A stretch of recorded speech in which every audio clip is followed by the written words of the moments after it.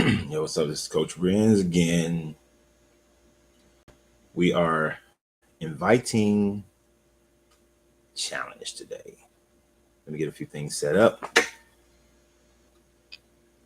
And we're going to get started here. See what we got about this historicity of Jesus. Make sure everything is good to go on YouTube, Facebook, TikTok. All right. So if you guys were on the live on Tuesday, had a young man come on. He kept talking about receipts, that he got the receipts. As far as we was talking about the book, as far as God, as far as the existence of God, as far as, we was doing What's Wrong with the Bible, Exodus chapter 1 and 2. That's a continuous series that we're doing right now on Mondays, What's Wrong with the Bible, and we're reading through it and breaking it down. So for those who are deconstructionists, for those who are just curious, for those who are learning to grow beyond it. So that's what we was doing. Young man, how you doing? Debbie, Angela. Nice to see you again too. So I will allow people to come on. People can come on YouTube. They can come on Facebook. YouTube, I ain't figured that one out yet. But the visible world, what's up? But on Facebook or TikTok. So my guy last week, yes, on Tuesday, he was talking about the fact that he got the receipts. And this idea of receipts have really gotten out of hand, in my opinion. I don't know who started using this term, but just like language in itself language is always changing. But bro is in denial. There are artifacts and physical items that line up with the word, and yet prove it. That's my point. Prove it. Now, can you prove? And it's two things that you have to prove. You have to prove the historical Jesus, that an actual person walked around. You may be able to prove that there were a Jesus or Jesus's like characters that walked around during that time frame. You might be able to prove that part. But what you cannot prove is the miracles. You can't prove none of the miracles. You can't prove the Son of God. But I like to stick with the history part. So my man just said chariots. I hope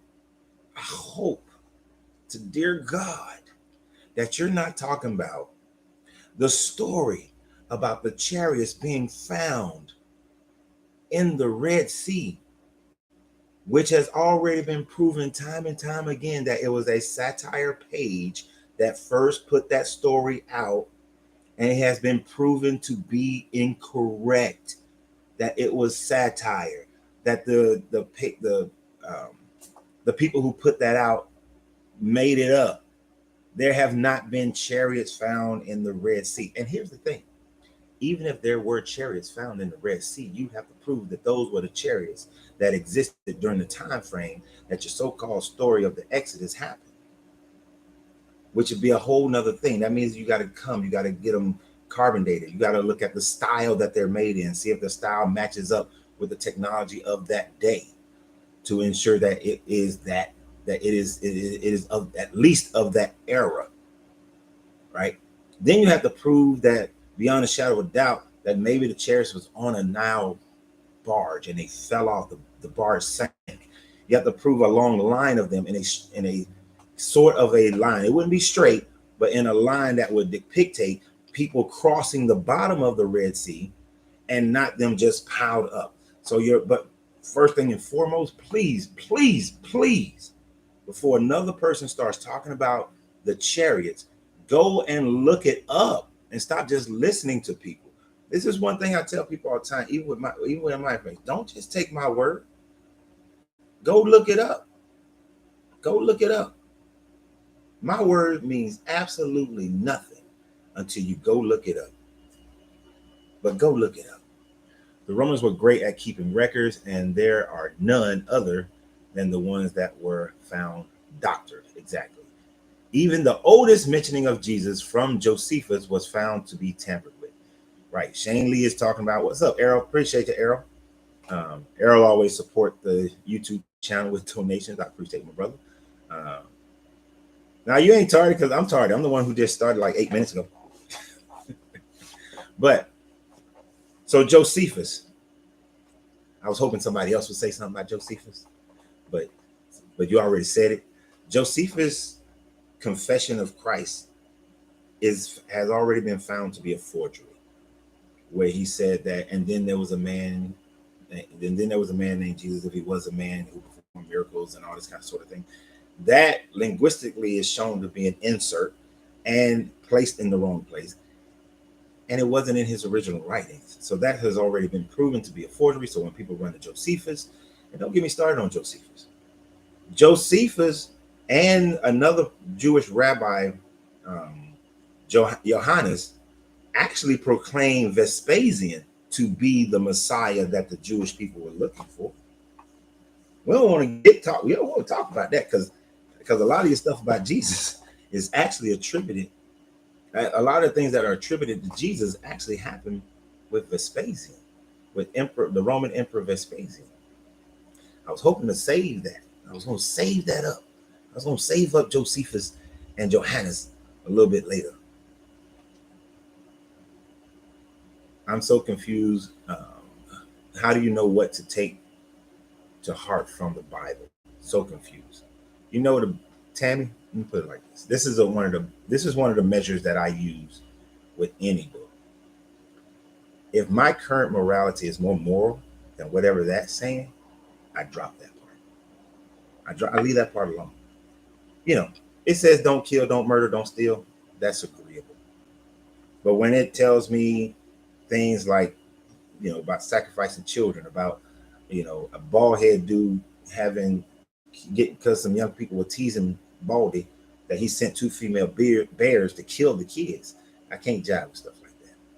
All right. When they make up stuff, they got you putting you in fear. When you said the woman committed adultery, but you don't bring the man who had to commit the adultery with her. Even though they say a man can't commit adultery, which is bullshit. That's what the Hebrew Israelite people will tell you. So if it doesn't jive with my own personal spirituality, my own personal morality, if it's something that I know is a negative for the majority of people, then I'm not going to deal with it. When the Bible talks about slavery and chattel slavery, I can't deal with that. I can't deal with any form of slavery, even indentured servitude. You can't take anything from the Bible. If Jesus did exist, he spoke Aramaic. So why was the Bible written in Greek? And it was written in Greek because the Romans, they fancied Greek at that time frame as being the language of the intelligent people. Christianity is based on masonry. Their sun symbol and symbols are all over the place, it seems. They worship the sun and not the sun as a metaphor. It's been if I click see more, and things, hence they were likely to the sun and all the churches and other related symbols such as their own, the crown and the cross, which is in the 32nd degree. And it's something like that. Jesus died in the 33rd, hence the 33rd degree, that mayhem. Actually, let me get a little bit more about the 33rd. It's also the 33rd degree that the sun goes out of the age of Pisces and into the age of Aquarius at the 30th degree. So there are similarities between Masonry and what you find in astrotheology. Masons don't worship the sun. They don't worship any particular deity. You just have to believe that there is a higher deity, but you don't have to worship any particular deity. So it's not a religion like people say it is. I have a whole family of them, and I'm one of them. So I wouldn't be in something if I had to worship somebody's deity.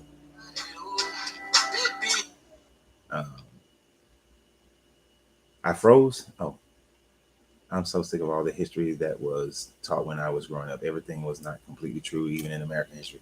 No.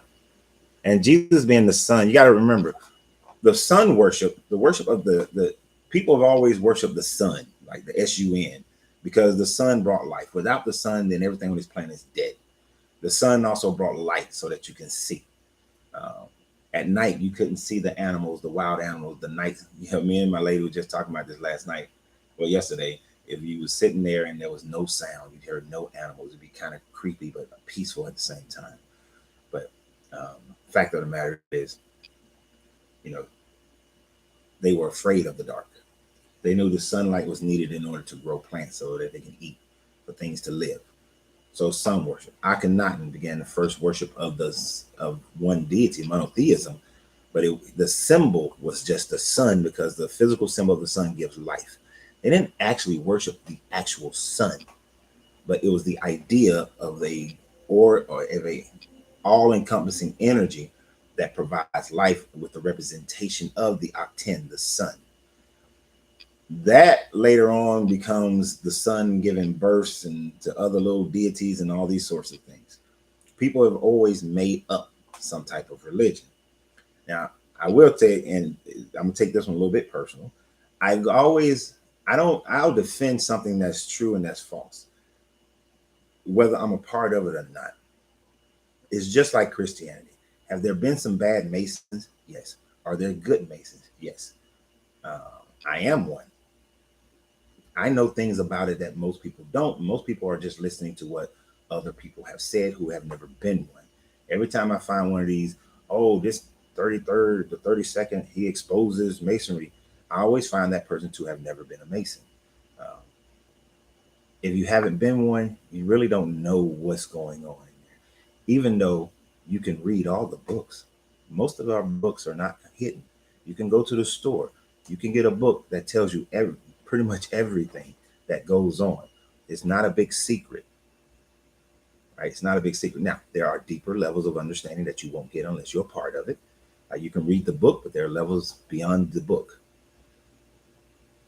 I have never experienced, nor seen, nor read anything that is satanic, anything that is child murdering, or anything of that nature. All these conspiracies that people put about it. Now, are there some fucked up people who are probably in Masonry? Yes. Just like there's some messed up people in every aspect of life. All I can say is what I know.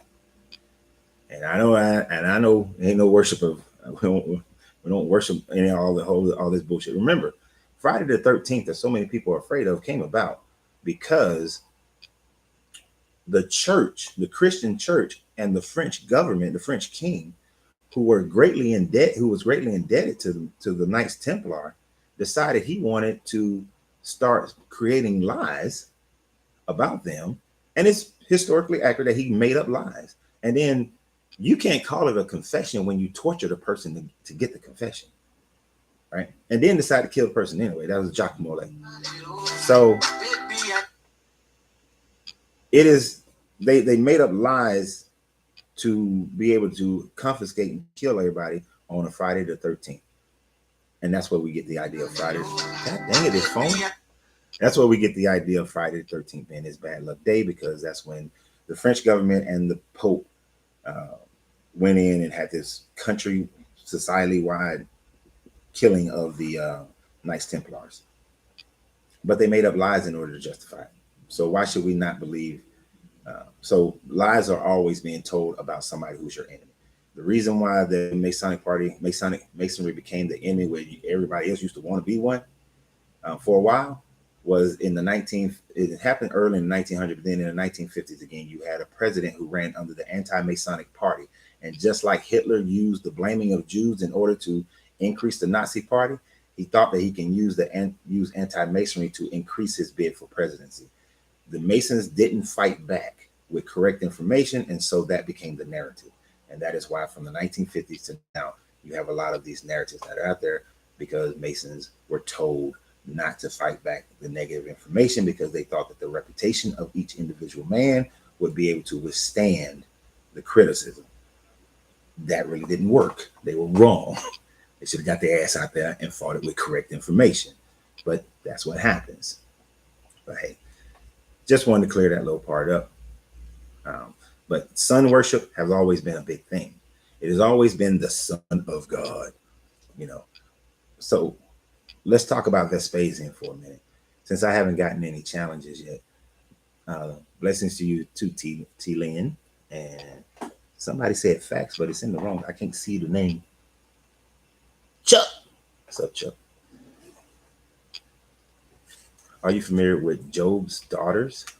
I was one. I am very slightly familiar with Job's daughters. By the time I became a Mason, my daughters were adults, so I never got them involved. All right. Right. There are no 13 floors on any buildings. Which there's a 13th floor, but you never see it on the elevator, which is crazy. When I build a building, it's gonna have a 13th floor. I probably won't. That's probably where my offices is gonna have to be because people are so superstitious that they won't even rent. They probably won't even rent that space. I want you to think about that. And most of these people are going to be religious, Christians or Muslims or whatever, and they won't rent this. They probably won't rent the space because of that. But let's old dude, I guess he ran after I told him about his chariots. Talking about some, nah, dude, bro, do your own research, then hop on here. I guess he ran. I guess him scared, y'all. Him scared. Him don't want to say nothing else. Him scared. Hey, on YouTube, on TikTok, I need y'all to like this thing to death. I mean, you gotta like it. Because him who ran, probably over there trying to shut it down. So thank you for Facebook know what they're doing. Facebook over here thumbing it up. I need y'all to thumb it up over here on the TikTok. We're gonna since you brought up Josephus early, I was planning on bringing up Josephus around 11 o'clock, not at 10:30. But since you brought up Josephus, we're gonna talk about also his buddy Johannes and Vespasian, right? We're gonna go ahead and knock some of this stuff right on out the park when it comes down to the Old Testament verifying the coming of Jesus, right? And how that this information actually what they in the first century, guess who the rabbis were saying was the Messiah? None other than the Roman general Titus Vespasian, who had a son with the same name. Now, a little bit of information about Vespasian. Vespasian was a bad boy. He was a bad man, right? The video keeps messing up. I don't know. It continues to seem straight to me. I think it might be frozen right now. Let me know if it's still messed up. I don't know what to do. I mean, Wi-Fi is good. Wi-Fi good. I don't know. But my God, the dude Vespasian, interesting character. I ain't lit my cigar yet. Y'all ain't gonna do me like you did on Tuesday where I ain't even light my cigar the whole time. All right. I broke my goddamn match messing around with y'all. So who is Vespasian? Vespasian is easy.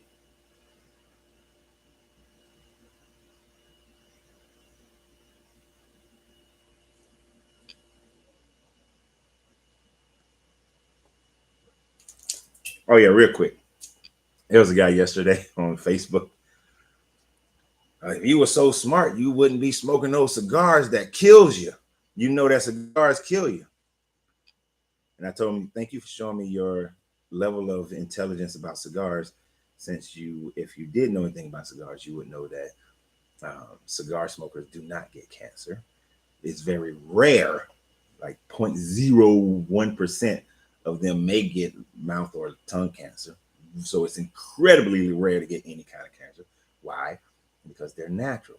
When you do find somebody who smokes cigars who does have cancer, you find out that they also smoke cigarettes, because cigarettes have over 100 to 400 different chemicals in it. That's what gives you cancer. You take it into your chest. You don't take cigar smoke into your chest. But I asked the dude, do you eat meat? Because meat will kill you. Meat will cause cancer in your body faster than damn near anything on the planet, right? So, and I've been bad the last nine months. I've eaten more meat in the last 9 months than I've eaten in the last freaking 10 years. And she know who fault it is. because she can cook, y'all.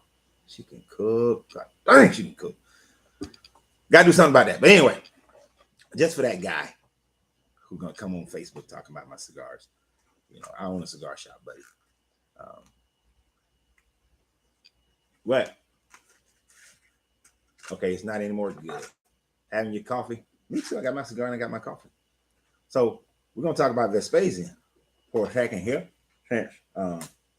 They can't offer any historicity. I mean, I thought somebody would come with Josephus, but over here on YouTube, they knocked Josephus down right off the bat. I mean, on Facebook, right?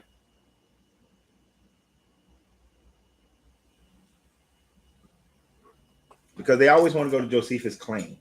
But what they don't realize is that Josephus and another Jewish priest, I keep messing his name up.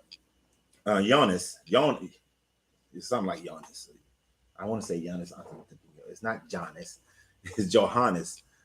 Johannes. See, I would just eat steak once a month, but she her steak. I'm telling you, this woman needs to have a restaurant. I'm telling you, she needs to have a restaurant. She's hard headed though. But so let's get to the subject.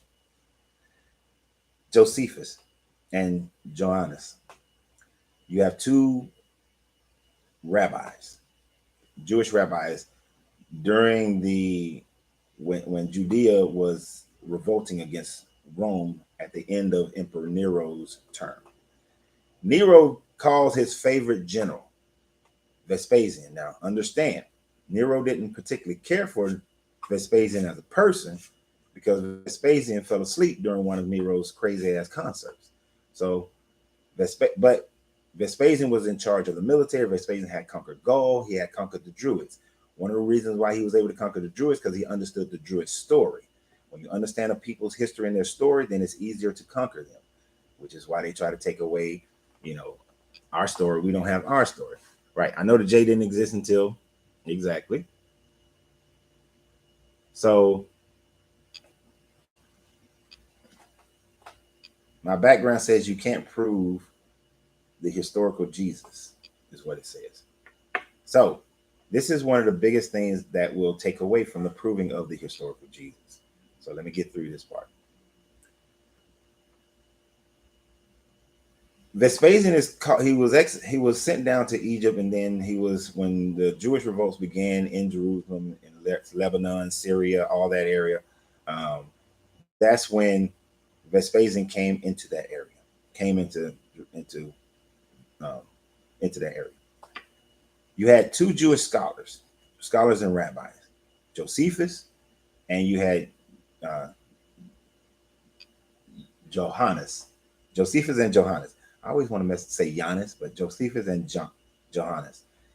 Johannes is the main one who came to Vespasian. And mind you, Josephus had already come to Vespasian after he was defeated at the Battle of Galilee. And then at the Battle of Galilee, Josephus told Vespasian at that time that you are the promised Messiah. But he didn't necessarily trust Josephus at that time frame. But then you have another rabbi, Johannes, who comes to him in secret. He had to sneak out of Jerusalem because the zealots would have killed him. He had to sneak out of Jerusalem. The Jewish zealots who were causing their people to be in famine. And so he got out of Jerusalem by pretending that he was dead. Once he got to in front of Vespasian, he called Vespasian, "You are the King of Kings. You are the Emperor of Rome. You're the King of Kings. You are the ruler." Vespasian was like, "Hey man, you can't call me that. That's only reserved for the emperor, or I should kill you." And he said, "But if I was, then why are you just not getting here?" Right, basically.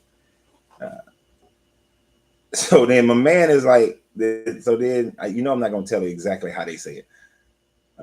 So then my man is like, "Okay, why are you calling me the King of Kings?" And he tells Vespasian, "I'm calling you the King of Kings because according to the Jewish Proverbs and Jeremiah, all that a great king, the Almighty One will come and he will lay siege and take Lebanon." And that's what Vespasian had done. Came and took Lebanon from the great Roman Empire. Then he told him that that great king would also value the wisdom of the Jewish rabbis. It was very well known that Vespasian valued wisdom and knowledge, and he valued one of his favorite books was the Septuagint, right? The Tanakh. So he valued their wisdom and their ideals. Didn't worship it, but he valued it. This thing went out already. Then, as they continued their conversation, it becomes apparent, a message is received by Vespasian that so after Nero dies, you have the time of 4 emperors, and you have 4 emperors who are all assassinated within like 4 or 5 years, some very short period of time. And after the last one is assassinated, I think his name was like Otto or something like that. Vespasian gets word while he's talking to Johannes about him being emperor. Oh, there was a test of the wisdom. I forgot there was a test of the wisdom. Vespasian tested and said, would it not be a wise man to, if a snake is in the barrel, to just smash the barrel? And the wise man, they replied back and said, no. It would be better to grab tongs to pull out the snake, kill the snake, and save the barrel, right? So he gave them tests, and they said, well, that we were, the great one is going to test the wise man. Then, right at that moment, he receives a word that he is now the emperor of Rome. So it validated what Josephus and Johannes had been telling him, that he was going to be the Messiah of the Israelite people, the Jewish people, right? That he would be the one. So he was. That goes on. Then, before he goes to Rome, though, he goes down to Egypt, right? And what does your scripture talk about? Jesus going down to Egypt. So before he goes to Rome, he goes down to Egypt. While he's down in Egypt, now understand the Egyptian people had already had a group of people called Christians. Now I'm waiting on my people who are going to come in here and start talking about Tacitus. But he had his people called Christians down in Egypt. These Christians worship Serapis. Serapis is an amalgamation based on Ptolemy of a Christ-like figure who is a combination of Osiris and Apis. And then, depending upon what region of Egypt, throw in some other goddess in there to create Serapis. And some say that Ptolemy the First is part of that as well, as the person. But Serapis is who the Christians, who later become Christians, who said that they worshiped the Christ. They had bishops in Egypt at that time who said they worshiped the Christ, and they were Christians and they worshiped Serapis. Vespasian is in Egypt, chilling at the council. You had 2 guys come up, and both men said that Serapis had came to us in a dream, and he said that go to the emperor. And when you go to the emperor is going to heal you. One man was blind. One man's hand was lame. Vespasian, who don't like to be tricked or fooled, got with his counsel and said, got with his medical people and said, can these things be healed normally through some kind of medical performance that we have of the day? They said, maybe, possibly, but more than likely, no. And then his counsel says, hey, look, dude, maybe it is through the God, through the God Serapis that you are to be the divine earthly tool to heal them. He said, oh shit, I skipped something. I'll get back to it. I'll get back to what I skipped. So he said, all right. So he goes and he talks to the men again. The blind man said that if the emperor would just spit in some dirt and put it in his eye, his sight will come back. And this was a man who had known to have weak eyes, that he was blind for a while, right? And that blind for a while part is very important when I get to your boy Tacitus. Spit in his eye, all of a sudden the man can see. The other dude said, Serapis told me that if you place your foot on my hand, it'd be good. It had been known that this dude hand been jacked up for a long time, stepped on his hand, bam, his hand immediately became healed. Vespasian performing miracles of healing a blind man with some spit and some mud, and another man who was lame, right? So he had done this. Now, one portion that I skipped, before he went down to Egypt, Vespasian is recorded as saying that as I go, I will send my son to finish the siege, but I will send my son in my place who will do the will of his father. His son, whose name is Titus Vespasian Flavius, is the exact same name as his father, like Junior, but without the Junior.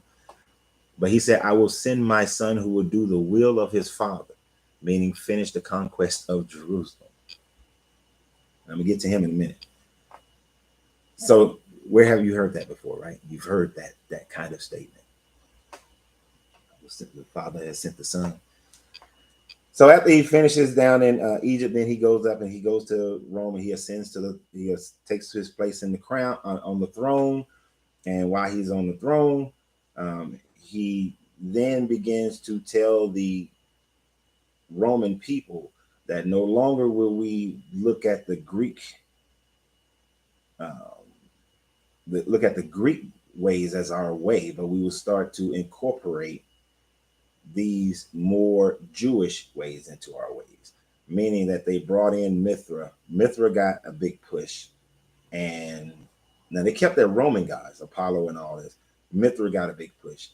Then Serapis got a big push, and Vespasian got a big push as the Christ God of the Jewish people, right? And that is what allowed him to become part of the imperial religion.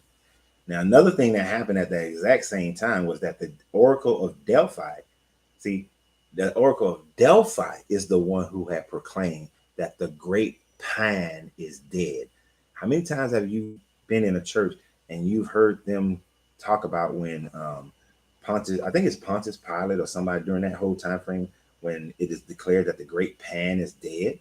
That wasn't Pontius Pilate or the Jewish rabbis or anybody in Judea who said that. That was something that came from the Delphi, the Oracle of Delphi. That's who said the great Pan is dead. But she proclaimed the great Pan was dead because Vespasian was taking them away from the Greek, taking them away from Minos and chaos. Chronos and all that, taking them away from that. You can't prove that you are right. Wait till it's too late. Little fella, prove that your historical Jesus is right. You have absolutely no proof at all that your historical Jesus ever actually existed. Now, Josephus did talk about 4 different types of Jesus.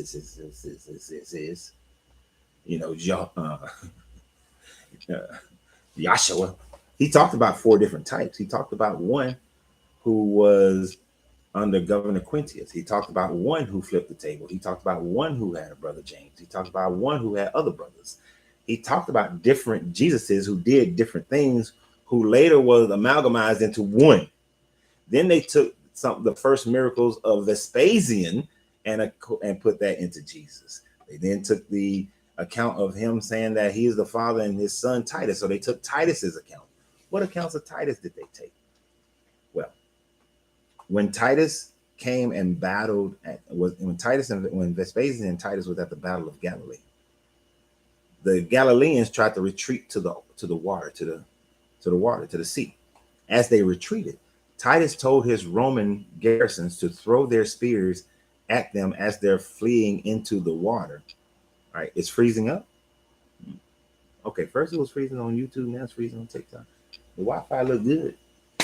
Let me know if it stops unfreezing. But they're throwing their spears at these Galileans who are retreating into the Galilean Sea. And as they throw the spears, Titus yells out, "I am making you fishers of men." In the worst freaking way, of course, but I'm making you fishers of men. Have you heard about their claim to find supernatural DNA under where the cross is supposedly stood? Oh, Rando. Nah, yeah, I've heard of that one. And who is that? Ron Wyatt. Ron Wyatt has proven to be basically a liar. He makes up shit. Ron Wyatt. There's no peer review on what he called blood that he found up under the cross. The nobody verifies that he actually did that. He went under there. None of the authorities there verify that he actually went under there. But most, if not all, of Ron Wyatt's claims have been proven to be false. Not a one is correct. Chinese balloons. Yeah, his name is Ron Wyatt or Ron Watson. But none of his stuff is accurate. All right, so let me know if everything's still, if the video's cool on what is this, TikTok. Yeah, it's Ron Watts, I think, or Ron Wyatt, Wyatt, I believe is his name. I did a video about him a while back, this past summer, but most of his claims are incorrect. I figured somebody was gonna bring him up too, like that dude who came up here, got scared and ran, talking about some chariots. I actually, TikTok keep freezing. That's why y'all gotta like it up on TikTok, because people try to report what they don't like to hear on TikTok to hopefully get the person banned, right? And the only way to combat that is for a lot of people to like the current video. If you like the current video enough, then they won't ban it. They won't slow it down. They won't, screw with you. So that's how we protect ourselves on TikTok. But so we got my man. He put Vespasian. He created some miracles, but in his Titus, he's over here in Judea, Jerusalem, and he sets up a watchtower. When he lays siege to Jerusalem, he surrounds Jerusalem. He sets up a watchtower. Did not, and you know how your story talk about Jesus going to set up his watchtower. Then, and mind you, Josephus ben Matthias, he's recording all of this. And at the same time, Josephus is recording this. There's another Jewish rabbi named Gallius. I think his name is Gallius. He's also in these proceedings. This guy this guy becomes the teacher of Paul. Paul's teacher is in the court of Vespasian and walking around with his son Titus with Josephus, and he becomes Paul's teacher. So if you always wonder why Paul seems to favor the Romans, that's why. Because Paul's teacher was a favorite Jew, a favorite Hebrew to the Romans at the conquest of Jerusalem, of Judea.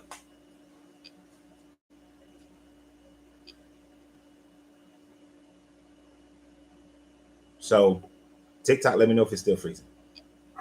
But y'all gotta like it up over there. So Jesus told him to have a watchtower. Then Titus writes in his annals, to rip out all the fruit trees around Jerusalem. Oh, it's better now. Thanks, Chuck. To rip out all the fruit trees around Judea or Jerusalem, because he's laying siege, so he wants them to starve. And then you have the parable of Jesus talking about, hey, if that fruit tree is not producing, then it should be ripped up, which is a dumb story. The tree was not in season. Why would you think that it's good to rip out a tree and expect the tree to produce when it's out of season? And then you say rip the tree up because it's not producing. I think the greater miracle would have been, oh, look, it's out of season. It's not time for it. It's dead of winter. I'm going to lay hands on the tree and the tree going to miraculously produce fruit. You did that, bro. I'm down with you. But you didn't do that. You see what I'm saying? It was ass backwards. It was out of season. I'm going to rip that thing up. It makes no sense. Right? But Have you ever thought about getting licensed for ham radio? Huh. That is old school. I haven't heard about ham radio since I was in elementary. I'm not. Uh, it keeps freezing and kicking you out. That's weird.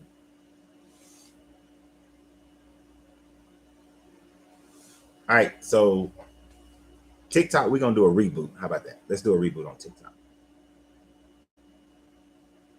Let's let's do a reboot on the TikTok.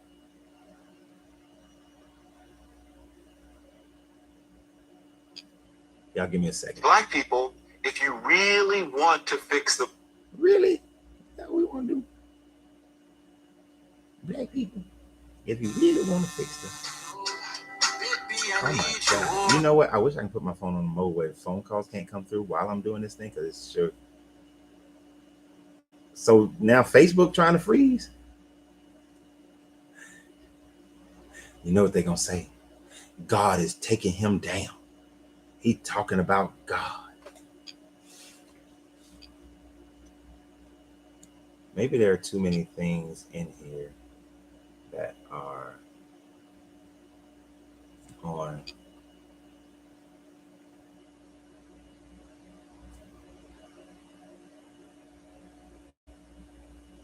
I do have a lot of stuff on my Wi-Fi.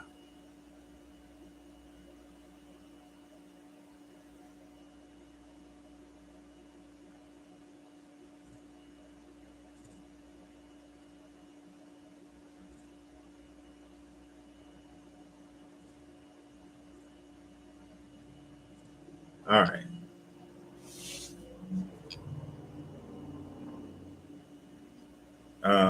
When you tell the truth, they block you. I believe you're absolutely correct on that one. I believe you're absolutely right. So, who are we talking about? Titus? Oh yeah. So Titus is surrounding Jerusalem, right? And he's ripping up all the fig trees, all the fruit. Example in Jesus' story. Tells them to have a watchtower. Then, when the siege is ending, Titus enters Jerusalem. Titus then enters Jerusalem with great fanfare, with palm leaves thrown in front of him, on some donkeys and all that kind of stuff. So Titus enters Jerusalem in the same way it is told that Jesus entered Jerusalem. When Titus gets inside of Jerusalem, he tears down the temple, right? Every stone. You got the Jesus talking about this temple shall be destroyed in 3 days. All right. Same story. Now, one thing you got to understand about that temple has always, anytime somebody has conquered that area, they tear down whatever temple or building that is at Temple Mount. And they usually build a temple on that spot. If you've ever been to Jerusalem, you can see why they will build a temple on that spot. It's high, on top of the hill. It's high on top of the hill, easy to see. It is a place that you would say give importance to. So that is why this temple is always built there. When Nebuchadnezzar destroyed it, he built a temple on top of that. When the who was it? The Arcadians came and took Jerusalem. They destroyed the first temple and built the temple on top of it. It's always going to be a spot where somebody does. When the Muslims came in, they destroyed it and they built the temple on top of that joint. There's always people building the temple in that exact same spot because of the land where it sits. It ain't nothing else special about it, but it's good high ground, right? So it looks like a holy spot. But Titus came in and did it because that's what you do. That's what the history of this place has been. But that was attributed to Jesus, and even still they attribute to Jesus talking about the body, his body being destroyed and then him being resurrected, which is an old trope for that time frame anyway. Osiris died, resurrected. Heru died, resurrected. Dionysus died, resurrected. Hercules dies, ascends to the heavens. Right? There's always a story about that was a popular literary trope of having someone die and then being either resurrected or ascending to the heavens. Right? We call it Orion's belt because it's the hunter Orion. You got the constellation of Hercules, and really, if you look at any constellation, you can make up damn near any shape in the stars. Almost any shape can be made up in the stars. Yeah. One, I think a lot of these, that's why I don't get so deep into astrology, is because I can create damn near any shape in the stars, right? Any chance you can do better audio setup? Hard to hear what you're saying. Whew. If I was at home, it would be a lot easier because I have microphones at home that I can plug into each device. Here, I got limited space. I'm literally got this on a little table, and if I plugged up the microphones, all three microphones, then it would really look like a freaking press conference. It'd be like microphones on right here. Yeah, but we can work on it. I'll work on it. Okay, y'all making me work.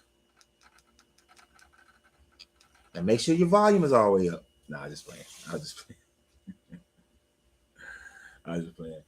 Oh man, I'm so surprised nobody has come on here and tried to throw out some of these stuff. Like, where's my Tacitus people?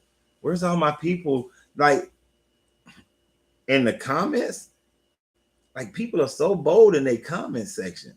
But here they have an opportunity to say something to me while I'm here, but they'll ask me a question, want me to write this long ass diatribe in the comments on Facebook and TikTok and YouTube.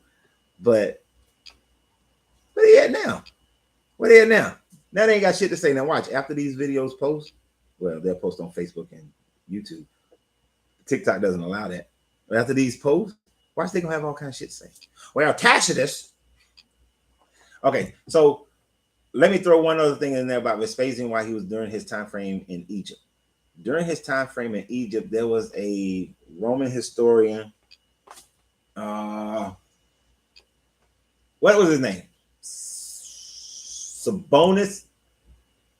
Yes, I think it's like Serbonus. No, it's Cerasipius or Cerasis, something like that. Cerasis some bonus. God dang it, I can't remember. He was Emperor Hadrian's. He was Emperor Hadrian's historian. But that dude lived and was recording history at the time that Vespasian was emperor. And he was one of the first ones who recorded what happened in Egypt with him healing the blind man with some spit and mud and healing the man with healing the lame man by stepping on his hand. Ah, shit. I forgot his name. Damn it. But that dude recorded, and he was alive at the time. Now, isn't that something interesting? You have the accounts of Jesus, and you have 125 different historians in the area of Judea at the time of Jesus, supposedly, and nobody recorded it. But yet Vespasian is performing miracles, and there was somebody who was living at that time who recorded it. Isn't that something? And there were other people who recorded it at that time. I never heard about that. See, this turned out not to be about what I thought it was. What I thought it was. It turned out to be about what I thought I could worship. Maybe I can't. And it certainly doesn't help that you have no evidence for that either. I have no evidence for what. What I'm. See, this is the thing. I'm telling you who to go research. I'm telling you what is written by Josephus that is used that is a forgery that they use to talk about Jesus. I'm telling you that in the writings in Titus's Annuals, that Titus Annuals parallel to a lot of the things that are written in your Gospels, which Titus Annuals were written, at that time frame prior to, and at the exact same time frame some of these Gospels were written. I'm telling you that the Roman historian I keep messing up his name. I have to look it up again. That he wrote about Vespasian performing miracles that are attributed to Jesus. I'm telling you about the conquest of Jerusalem, where he said to pull up all the fruit trees, which is attributed to Jesus. That when he walked in there, he had the whole olive leaf thing attributed to Jesus. That he tore down the temple, attributed to Jesus, saying that is what was going to be done. What I'm giving you is actual historical things that people have said and that they have at the time. But you said you wanted.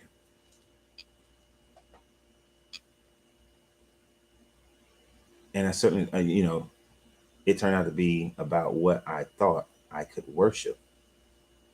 I don't even understand what you mean by what I thought I could worship. I never worried about that. So you never worried about the historicity of Jesus, if he was actually a real person?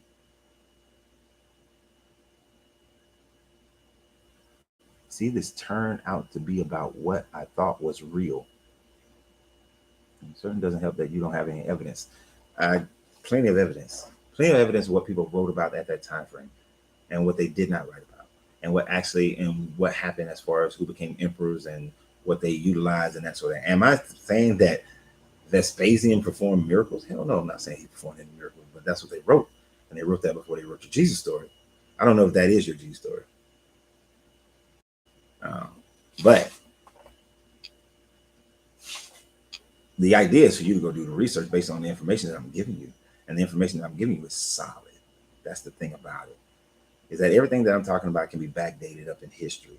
That you can find those people who wrote it, because I'm quoting exactly what they wrote. Now, that's what they wrote. When the gentleman came on here talking about chariots found in the Red Sea, the chariots in the Red Sea. It's a fake story.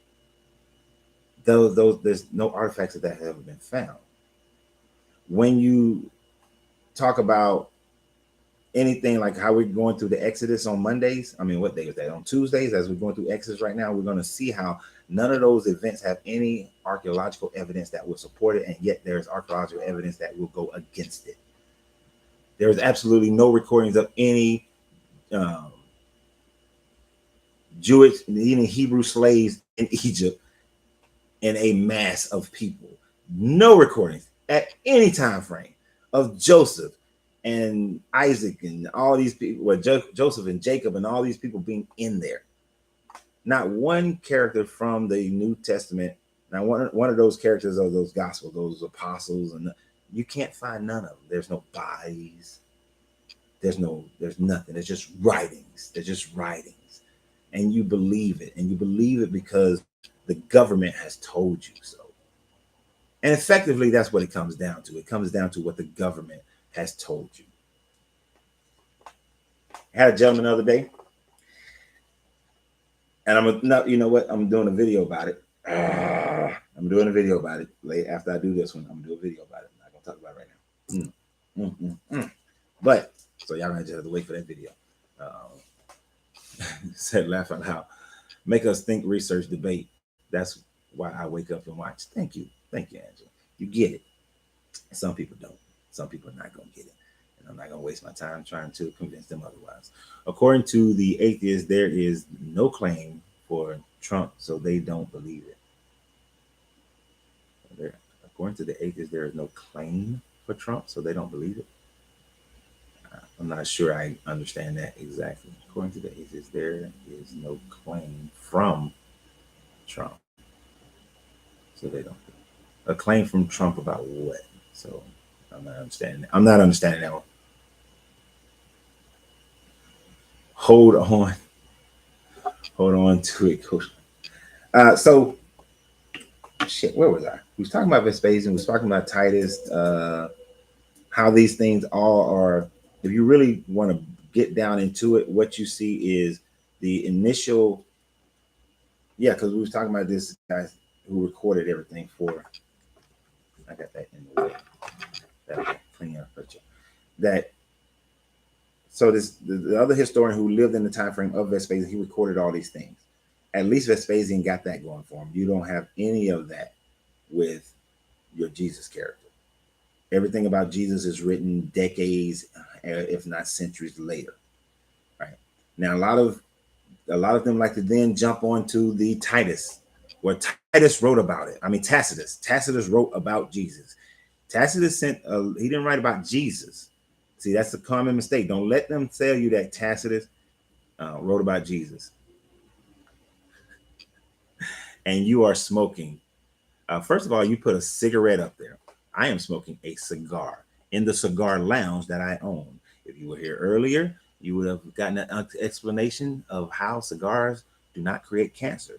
You cannot find a cigar smoker who ever caught cancer. If they did, they also smoke cigarettes.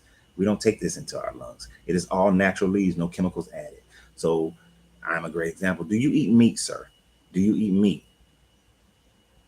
Because if you eat meat, you got more toxicity in your body than I ever will with a cigar. Well, I tell you, it's funny to me. I can't attack your information, so what I'm going to do is I'm going to attack the fact that you smoke a cigar.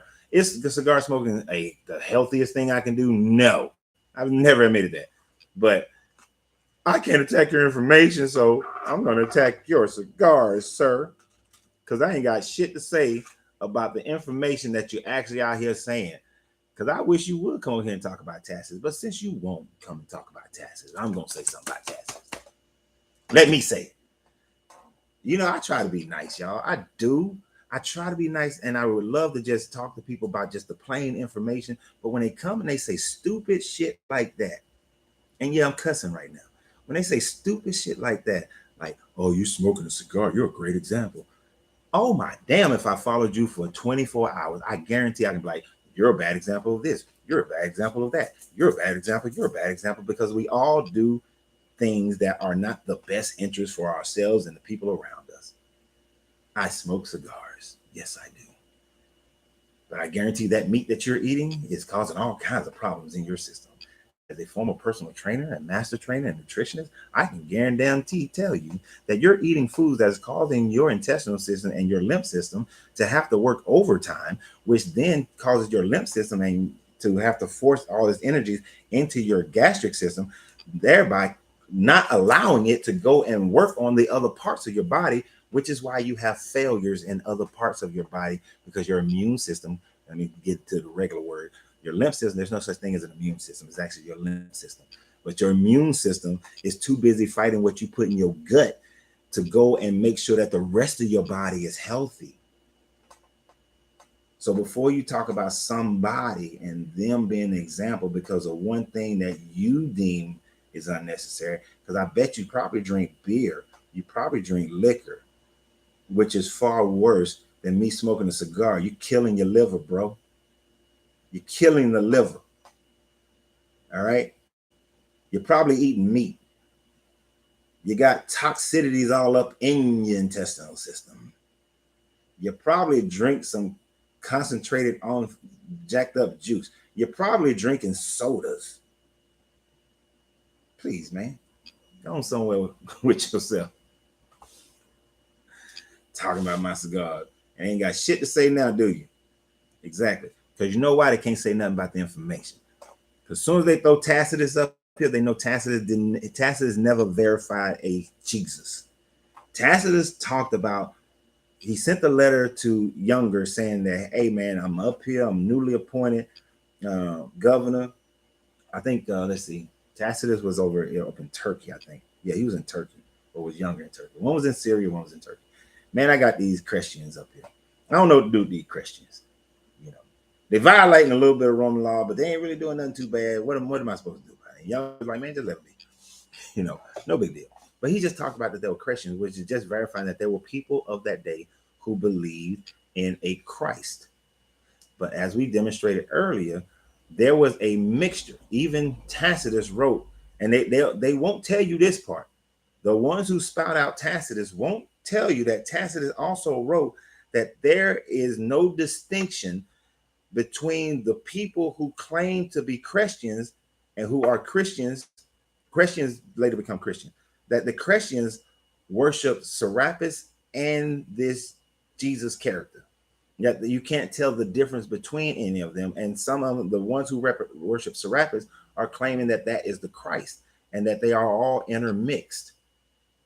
They all have their, they don't have the bishops and all that kind of stuff. So when they talked about Christians, you don't know if Tacitus is actually talking about those who worship Serapis and not your Jesus. But he wrote this at 125 CE. So he's writing this way after. This is after Vespasian is dead. Way after. To which, as we was talking earlier, Vespasian was the first one that they proclaimed to be the Jewish Messiah. He went down to Egypt, and he came out of Egypt. Because remember, he was sent to Egypt. He was sent to Egypt before he came to Judea. Some people, when they get on video, they like to talk about it as if he was up in Gaul and defeated those people. And then when Nero called him down, he came straight from Gaul into Judea, but he didn't. He came from Gaul back to Rome. Nero got pissed off at him. He went and sent them down to Egypt. He came out of Egypt to conquer Judea and then went back to Egypt. And then from Egypt, he went up to and ascended the throne in Rome. So the Jewish people back then who knew him, who was there, thought that he was Jesus. Nah.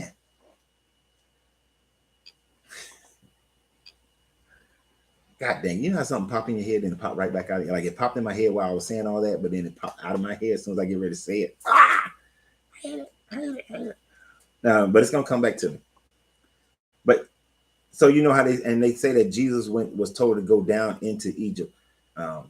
In one of the Gospels, you know, you got Matthew and Luke, I think, are the ones that recorded his birth. But unfortunately, one says he went to Egypt. The other one says he went to Jerusalem and then went back home to Nazareth. So they're conflicting stories. Because one is indicating that he stayed in Nazareth for his whole childhood. The other one is saying that he stayed in Egypt for his whole childhood. Conflicting stories. You would think that he probably did stay in Nazareth for his entire childhood, since that by the time that he's in his ministry and he goes to Nazareth, then he says that the prophet has no place to lay his head. You know, the prophet can never come home, or whatever he said about, like, in that similar, whatever he said like that. They would have had to have time to know him. If he spent all his time in Egypt and then came back, those people in Nazareth would not have known him. But so he went. So, but the whole out of Egypt thing is actually a Vespasian thing, right? And of course, Titus being the son of Vespasian, he's the son of God, because Vespasian was declared to be a god. But they don't tell you that Tacitus was writing much later. They don't tell you that Tacitus' writings could be attributed to the Christians who worship Serapis. There's a lot that they will leave out specifically. And you know, that guy on the other day was talking about receipts, and I ain't seen nobody come up here with no receipts. None of them. I put it out there for them, but they don't want it. They ain't got shit. They ain't got nothing. You know. Then they want to get mad at me because I point out these issues. Why are you mad at me? I didn't write your book. If I had wrote your book, it would have been clear and concise. It wouldn't have had a whole bunch of fantastics in it, you know, which is something that those people, you know, people like. People like to think that they got to have something that supports them being able to live forever, something that allows them to look outside themselves to blame somebody or something for why they don't have what they want, or they can't get what they want to get, something to validate their suffering. You know, they got to have something instead of looking inside themselves. Just look inside yourself. You can find pretty much every answer you need. The young lady who was on here talking about I guess she needs something to worship. Look inside you. Smoking happy lettuce here in Northern California. Oh, I don't like the smell of that. Just like some people don't like the smell of cigars, I don't like the smell of it. It kills me. But I was hoping whatever it was I wanted to, that was going through my mind would have came right back into my mind, but I can't grab it right now. It's so irritating.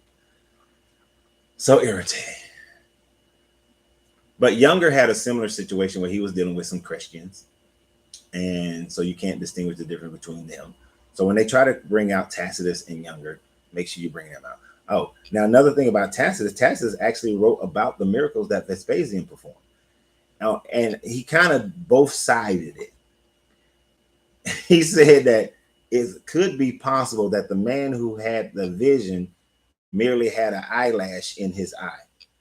But the previous historian already verified that the man had been blind for a long time, couldn't see for a long time. He could have said, and he said that it's possible that when Vespasian stepped on the man's hand, that it put the joints back in place. But he also said that it could have been a miracle of God, of Serapis, that Vespasian was able to perform. So Tacitus actually played both parts of that one.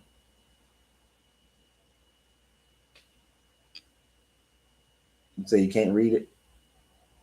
You can't prove the historical Jesus. Is what it says. I know on YouTube it's like, why is he tilting his head like that? Because on TikTok there's a little green screen thing behind it that says that you can't prove the historical Jesus. Um, I thought somebody would bring something, but they can't. They haven't. All I know is Jesus is God. He saved my soul and healed my cancer. I am glad that you are healed from cancer. That's an amazing thing. Uh, if you have been following me for any length of time, you know that this past summer, well, summer, fall, a friend of mine stayed with me and she had pancreatic cancer. So I am thankful that you were healed from your cancer. I mean that with all sincerity. The only thing is you cannot prove that Jesus healed you from your cancer. If you did not eat anything, if you did not go through any kind of treatments, why do you discredit the doctors? Why do you discredit the food that you ate? Why do you discredit whatever you did in order to find your healing? You know, if that's the case, if that's not proof of Jesus, that doesn't prove Jesus, because you can find Muslims who pray to Allah and were healed of cancer, and they can't heal. You can find people of every religion who say that I prayed to my deity and my deity healed me. And you exclude the doctors. You exclude somebody just wrote something. I don't know what language that is. Um, fam. I don't know what language that is, so I don't know what you're saying. Uh, but there's a video.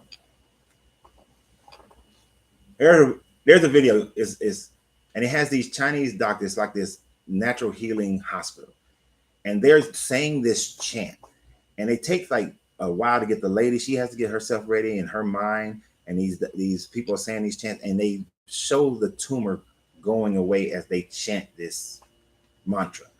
And the mantra that they're chanting is, "We are in the presence of a healed woman, of a healthy woman. We are in the I'm in the presence of a healthy woman. I'm in the presence of a healthy woman." I say hi to you. Where are you from? I'm from I'm from Marietta, Georgia. But they're saying this chant. I'm in the presence of a healthy woman. I'm in the presence of a healthy woman, and they're saying it to the point of that they believe it beyond the shadow of a doubt. The woman who has the cancer, she has to be saying, "I am a healthy woman. I am healthy."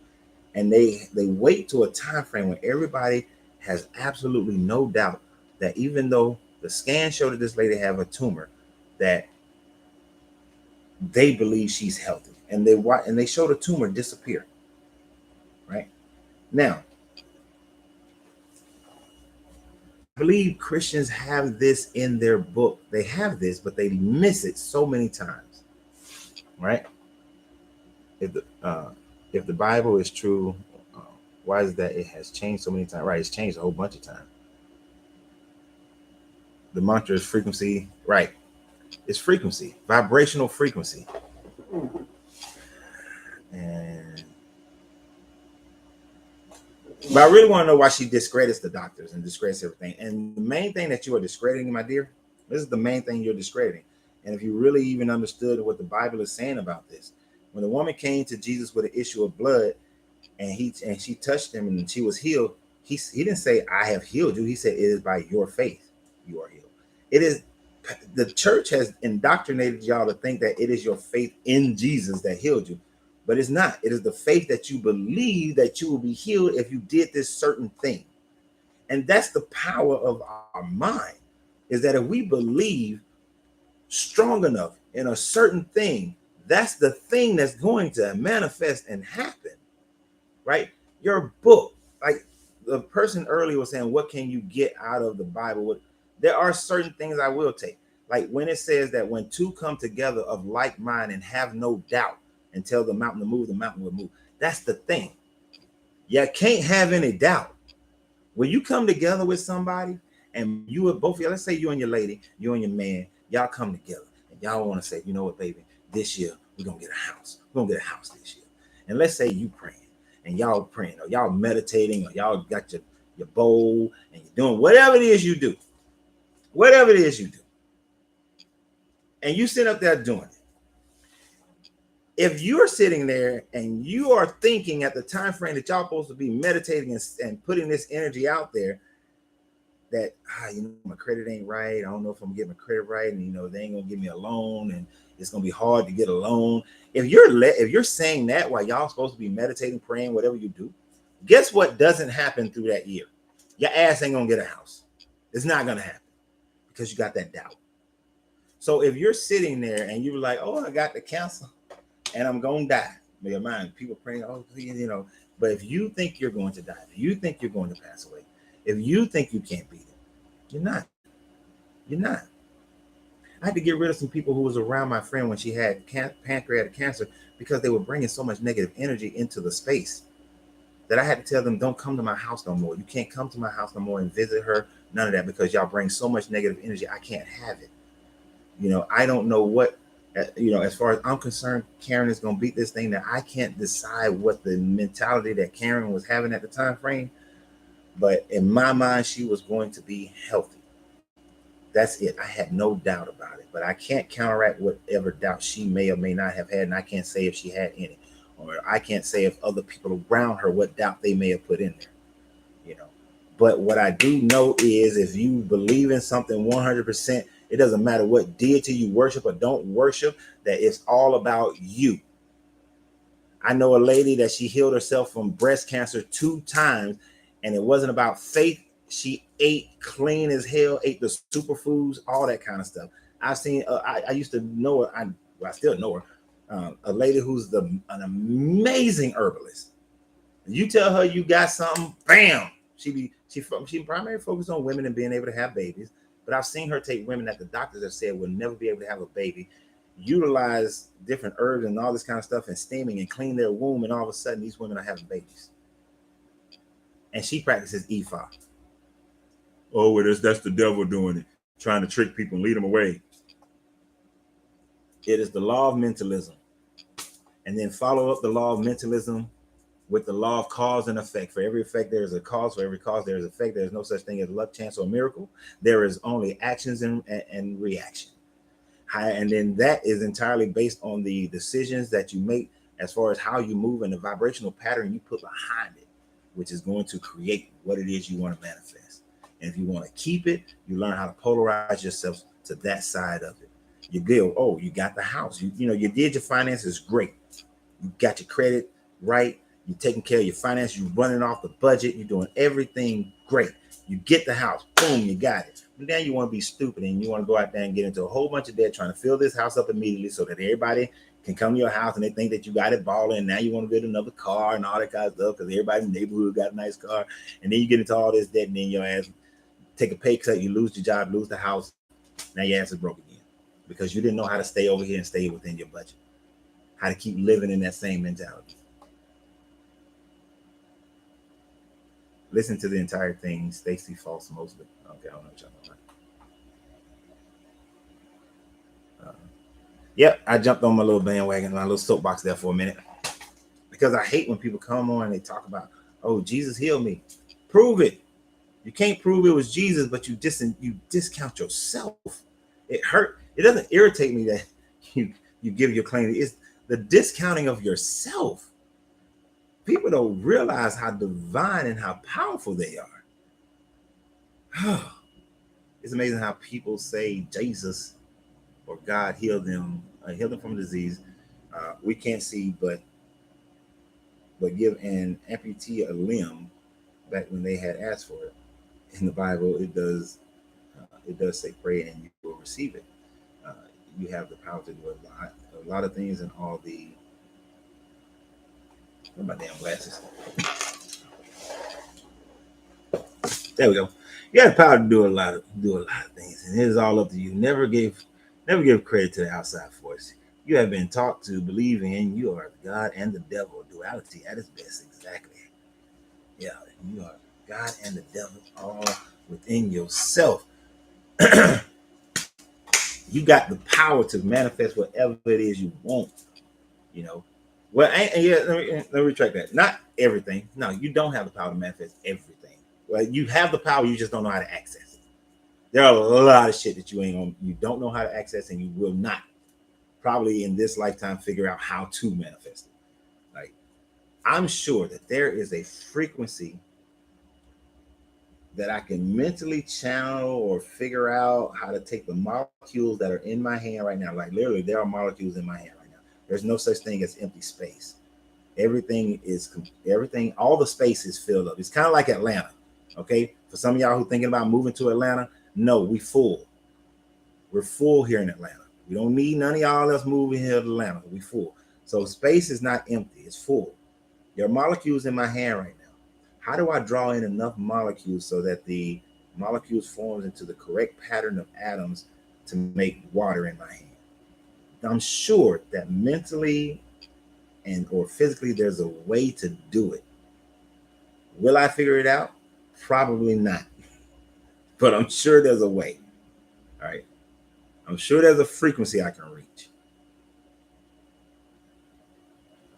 We want to give God the glory, though. He deserves all the praise for what our bodies and mind do. Okay, if that's what you want to do, then give it to him. I'm not giving it to something that I can't prove. That's my point. That's why I'm saying you can't prove a historical Jesus.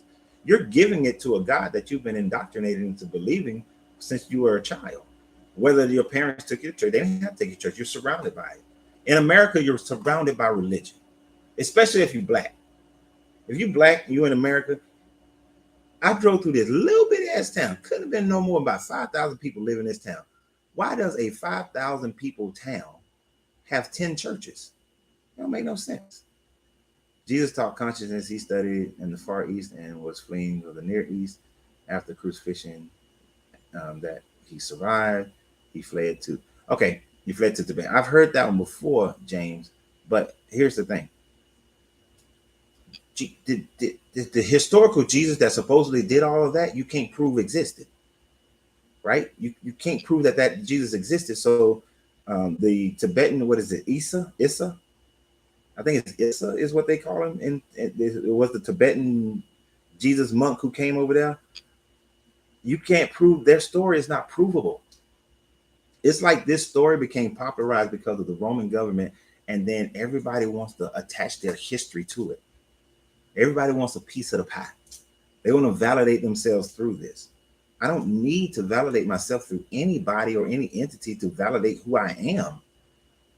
Right? I don't need to give. If there is okay, I believe in a creator. Don't get me wrong. What's your name? I like to be able to say people's name.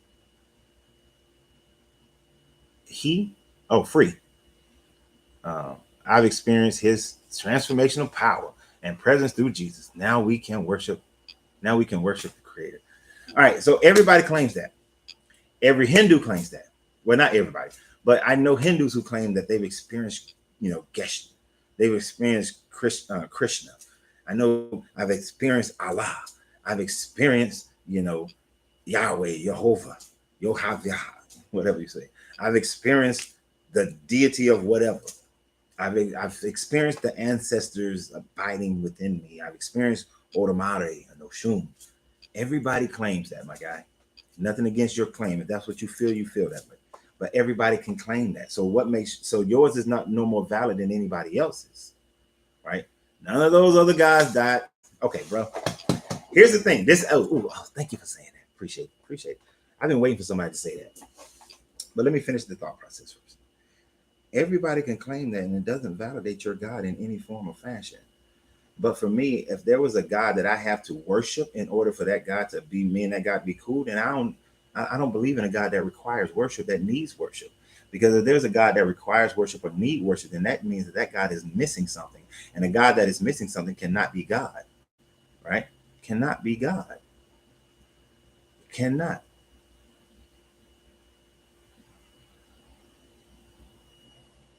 So here's the thing. You said that none of the other guys died for the reconciliation of our sins. This is where it's a great form of debate when you can try to force people to make the only way that they can verify theirs is to measure up to yours. But when it comes to faith and religion, You don't have to measure yours compared to somebody else's, and one is greater than the other, because all you're saying is that your God gave you an easy way out. A Muslim pathway to heaven is just as valid as your pathway to heaven.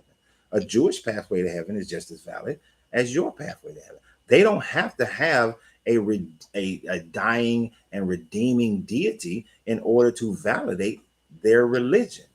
It is a popular misnomer that you think that the only way that makes yours true is that you have this one aspect of yours. But that is actually a fallible argument to make, because they don't have to measure up to yours in order to get to the same place. So people like to stand on that, but they don't have to measure up to that, right? It's kind of like, let's see, what's a good example of that? What's a good example? Oh, here's a good example. It's kind of like saying, well, if I went to college because I went to college, I make six figures. So if you don't go to college, you can't make six figures. But I can easily make six figures if I'm a welder. If, I become like one of my nephews is a high-end sports car mechanic. Easily make six figures. If I go to the military, become an aircraft mechanic for jet engines, I can easily make six figures. You put college as a comparison line. Well, you didn't go to college, so that your six figures don't mean the same as my six figures. No, it actually means the same thing. It all means the same thing. No, your God does require worship. You say if you don't worship that God, then you go in hell. So he requires worship. The children of Israel didn't want to worship him, so he sent them into prisons and slavery and all that kind of stuff. Why are you debunking a faith or whatever?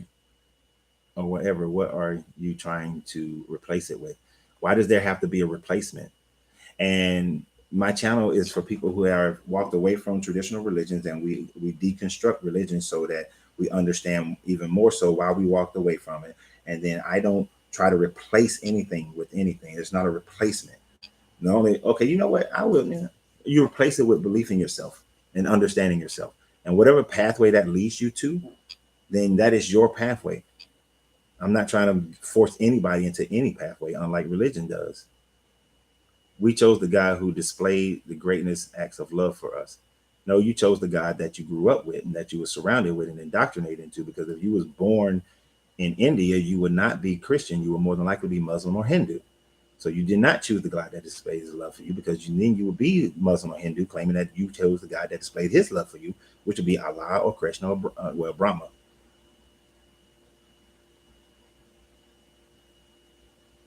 No, all who here do not accept him. And then billions of people have died and never heard of your Jesus. Does that make adult sense to you? Oh, y'all talking to each other. You mean that he doesn't need it? We need it. No, bro. No, we don't need it. Why do we need faith? Why do we need worship? We do not need worship. Let me not. What is proof is not also not trying to experience. Is not trying to argue. I experience Jesus at the higher self. I also don't believe in the God that needs worship. Right. I don't believe. Exactly. You don't need a God that you got to worship. Your higher self is all you need to experience. And most of the time, to me, this is my opinion, when people say that they're experiencing their God, you're experiencing your higher self. The Buddha talked about how you will be experiencing your Christ mind. And then when you get beyond the Christ mind, you will experience the Buddha mind. So their religious superiority says that the Buddha mind is higher than the Christ mind. And worship is control. And if your God didn't need worship, then he wouldn't have all these rules for you to worship, to keep the Sabbath holy, to worship only him. He says it in his 10 commandments, worship only me, for I'm a jealous God. I grew up in a religionless household. I'm the only one that believes in my whole family. But you didn't grow up in a religionless society, is my point. Look, religion is all around you in every country that you ever go to. There's very few countries in the world where you're not surrounded by religion in some form or fashion. You may not grow up in a religious house, but you go to school. You look at TV. They always talk about thank God on TV, and they always talk about it on the radio. You see a performance, and they're like, "I want to thank God." You watch sports. I want to thank God. You know, God is this. God theme is always around you. You don't have to grow up in a religious house in order for you to be to get this conditioning of religion, right? It is us that needs to be humble to ourselves, right? Humble ourselves before Him. No, I don't need to humble myself for nobody. I do not have a desire to worship a creator. Islam helped me reach my higher self. Exactly. So how can the Christian can't invalidate the Muslim guy, because the Islamic guy, because they're both claiming they're to be valid.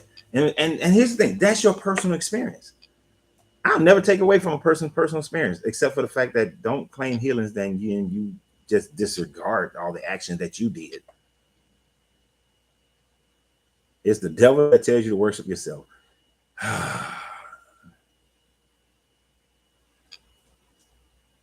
Is a relatively new thing that over the last 30 years that people have started moving away from the idea of religion. Now, when I was growing up, I'm 51 years old. I don't know how old you are, but when I was growing up, it was all about the church, the church, the church, the church, the body. The body is the church, and the church and the body, and the body is the church, and the church is the body. But then all these pastors start getting caught stealing money. These pastors start getting caught having sex with all these different people. The Pope start doing crazy stuff. All these religions start doing all this additional crazy stuff. It was like Jim Jones on 10, right? All this stuff started happening, and then everybody started talking about relationship. It's a trend. It's just like 10 years ago, I did a video, one of my first YouTube videos in this genre. I talked about the fact that pastors don't start talking about energy and frequency, that in the next 10 years, they're going to start losing their flocks. And what do you see pastors talking about now? Frequency and energy. And I gave them the basis for it. I said, you got basis for talking about frequency and energy in your book. When the lady touched the hem of Jesus' cloak, Jesus said, I felt the power go out of me. Transmutation of energy. You have it in your book. You can use it, right? Because I have a lot of pastor friends, acquaintances that we cool with, we discuss things with. We have very civil conversations, right? And the thing about it is, they weren't talking about it at first, but now they're talking about it, you know? So this thing about relationship it's new. When I was growing up, didn't nobody tell you that. You know why? Because back in the day, the Catholic Church said that the average person can't have a relationship with God. Only the priests and pastors can have that relationship with God, because that kept the pastors on a level that was above you. And that meant that whatever the pastor said, that's why people say pastor said, because it is an ingrained teaching that only the clergy have a relationship with God, and y'all get y'all relationship through the clergy. It is only in I know you're going to point out a scripture that the scripture says something like that. That's why I was waiting for somebody to do it. But I'm just telling you what the doctrine was. And all this relationship talk is new, relatively new over the last like 20, 30 years. I wasn't talking about that 20, 30 years ago. It's new stuff. I'm glad you got it though, because that's what the Gnostics teach. The Gnostics, to whom the Orthodox Christians and Emperor Theodosius in 480 decided that they wanted to go and kill all the Gnostics. The Gnostics actually did not like what the church that y'all worship today, that y'all go to today, he did not like the doctrine. They didn't like the doctrine. And the Gnostics outnumbered the Orthodox Christians. The Gnostics taught relationship way back in the 1st, 2nd, 3rd century. That they were saying that the true teachings of Yeshua was relationship with relationship with the Creator by understanding yourself, by recognizing that the spirit, the body, the spirit, the soul didn't come into being because of the body, but the body came into being because of the spirit. And as long as you don't know yourself, then you live in the poverty of the body, and your spirit is living in poverty. This is what the Gnostics were teaching, that the Romans that the Romans did not like. These are the ones that Constantine didn't like. These are the ones that Domitian didn't like, right? And those were the ones who were murdered. When y'all talk about, Christians was murdered on the street, it was the Christians who worship Serapis, and it was the Christians who were Gnostic. It was not your Orthodox Christian, to which all of your churches come out of, whether you're a Protestant or whatever you are, non-denominational. If you came It all came out of Rome. That's where all of them came from, right? That's where all of them came from. There is a devil, and we need saving from it. Yeah. There's a devil. Your mind, you the devil, and you don't need, and you save you. You save you. That's what the Gnostics that's what the Gnostics. So that relationship thing, all y'all should be Gnostic. You should read the Gospel according to Thomas. You should read the Secret Writing of Paul, the Secret Writing of James. Just read everything that was found in non-commodity. Just read all of that. Just read all that, but especially that Gospel of Thomas. Go read it. Go read it. Go read it. I went on a spiritual voyage with 8 grams of mushrooms. I spent time in space, and I was meditating. I would not recommend people to take mushrooms, but I'm with you, brother. I know I'm missing some things people are saying. You can't save yourself. Why? Because a book told you to. A book told you that you can't save yourself, and that's the only reason you believe that. If that was never written in a book, you would never believe that. If the prevailing book on the planet was the Tao says that the way that you get into the creation is to get into the flow of the way, then that's what you would believe, which would be you saving yourself. If you were Gnostic, you would believe that you saved yourself. You would believe that you save yourself. Only reason you say that is because your book tells you. That's the only reason. I don't agree with that, so I don't accept that. So I don't need saving from somebody else. Nope. Only time I need saving somebody is if I'm hanging off a cliff and I can't pull myself up. But I'm not hanging off a cliff of my spirituality and can't pull myself up. I know I can pull myself up. If you only knew my true whole story, then you would know that I have saved myself, and I probably have saved you, and you don't even know it. Okay. See, you ain't got no proof of Jesus. This ain't what we talking about. Prove Jesus. Let me get away from. I'm not paying you no more attention because you ain't got nothing intellectual to say. Right, Lambert. You're the only one who can save you. I know I missed a whole bunch of stuff. There you go. How many people? I'm down with the one myself.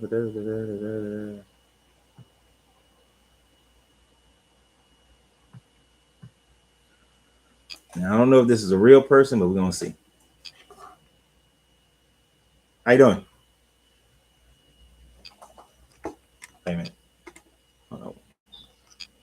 Hello, how are you? I'm all right. Do you know the subject matter here?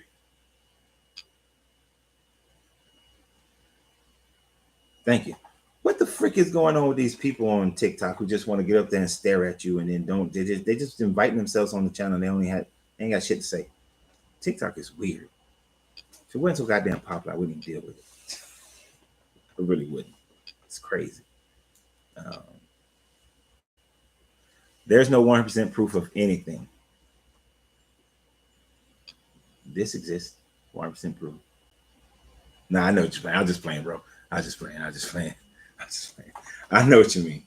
When it comes to a creator, yeah, I was just playing. Okay. See, this is the part that people don't know about me.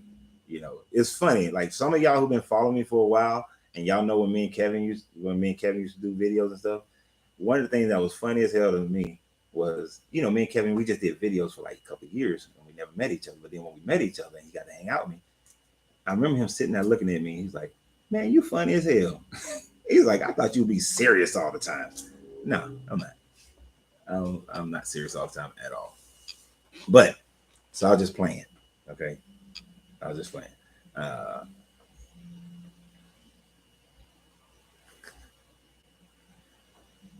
Because you simply refuse to read that scripture, I think you simply want to deny Christ. Look upon them. I don't know who you are, but I have read the Bible more than 50 times. I've studied it. I've studied the Bible intellectually. I've studied the Bible spiritually. I've studied the Bible without a landing point, which is what most people don't. I've studied it scholastically. All right. I've studied it archaeologically, historically, linguistically. I've studied the Bible more so than most people on the planet. And there's not, just because it says something does not mean that I have to validate it. If I can't even, and I don't, and I mean, I ain't gonna lie to you, I haven't fully read it in a while because, like, okay, I'm reading other books. I read at least 10, 12. I used to read about 10, 12 books in at the same time, but I don't even know what scripture you're talking about. I think somebody had put Romans or something up there earlier. Romans 2:28. I guess this person is saying that Romans 2:28 is proof of Jesus. So let's humor him for a second here. We got time. Let's humor him. Romans 2:28.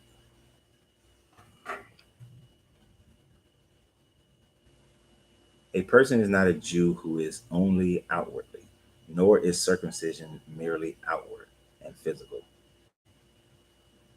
What? What does that have to do? Let me see. Where did this comment come in at? I know. There's a devil. Okay. Oh shit! I don't know what I just did right now. Nope.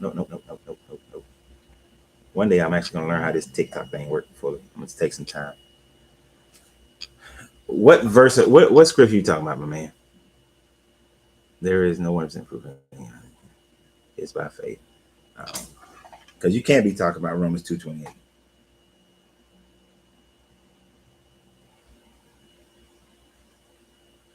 Because that doesn't. I don't see the. It's not that I don't understand what that is saying. I don't understand the point that it's making as far as the conversation to which we are having.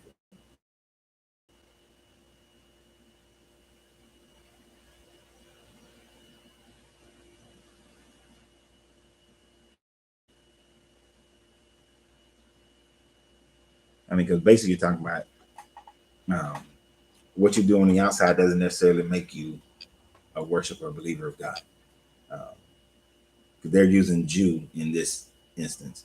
That just because you get circumcised, just because you may do the things on the outside that appears to be you are a Jewish person, it is really the circumcision on the inside, the circumcision of the heart by the Spirit, um, not by the written code. Such a person praises not from other people, but from God. So, yeah, who you are on the inside is actually what makes you into whatever you actually are. I agree with that 1%, but that does not lead me to Jesus. It doesn't lead me to Jesus.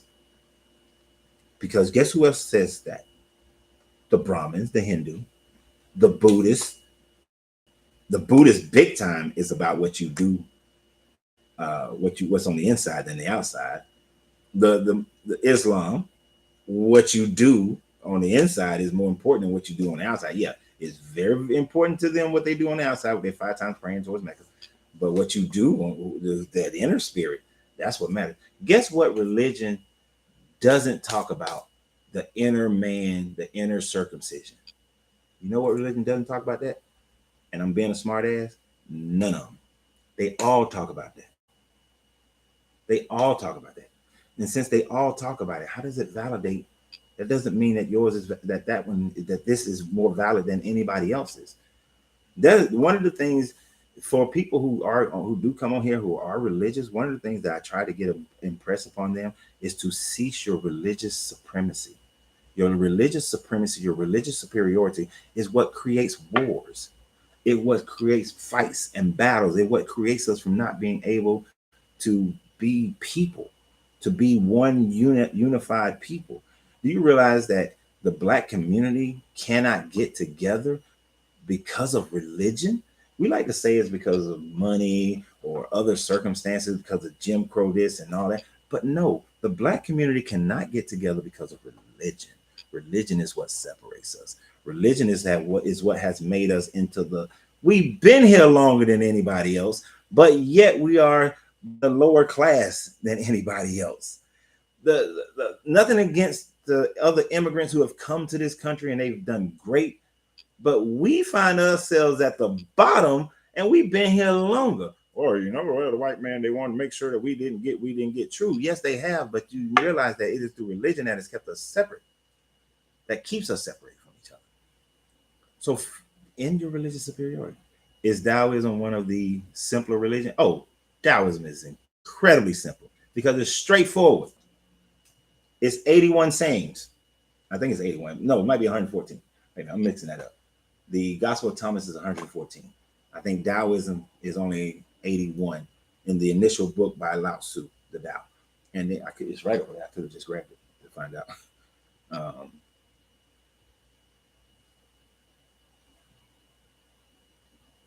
you're at the bottom because you deserve to be king. Okay, I'm gonna let you clarify that. I don't know what the fuck you're talking about because that don't make sense.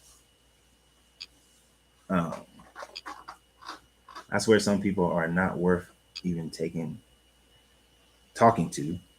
You know what? This script is real small on studying the New Testament, Hebrew and Greek led me away from the church. Exactly. That's what led me away from the church too, is actually studying it. Is studying it. And I swear some people don't know what we're talking to. I know that the history of the Bible, religion itself, its religion, spiritual teaching are connected in some ways. Yeah, there are some ways that it is connected.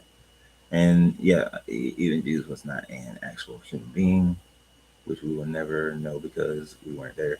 Christ consciousness. I agree with you with the Christ consciousness. And I agree that the Jesus that the Bible talks about has never been an actual person. That there were people who did certain things, physical things that Jesus did, like flip some tables, argue with the Pharisees, all that sort of thing. But that was 4 different Jesuses that were recorded by Josephus. Let's thumb up the chat. Exactly. Thumb these chats up. Let's get them likes up. That's why sometimes it gets stuck because people, other than Wi-Fi, but my Wi-Fi, well, let me tell y'all, this building that my cigar lounge in, it could be a clear day and the goddamn on power, the whole building just go out power, come back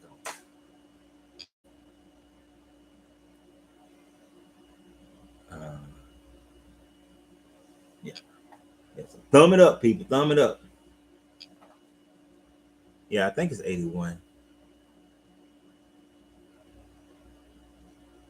And this dude, free. Freely you say I read your little scripture and you ain't got nothing else to say because your little scripture ain't got nothing to do with trying to deny. Because I just want to deny Christ. No. See, that's what's funny to me.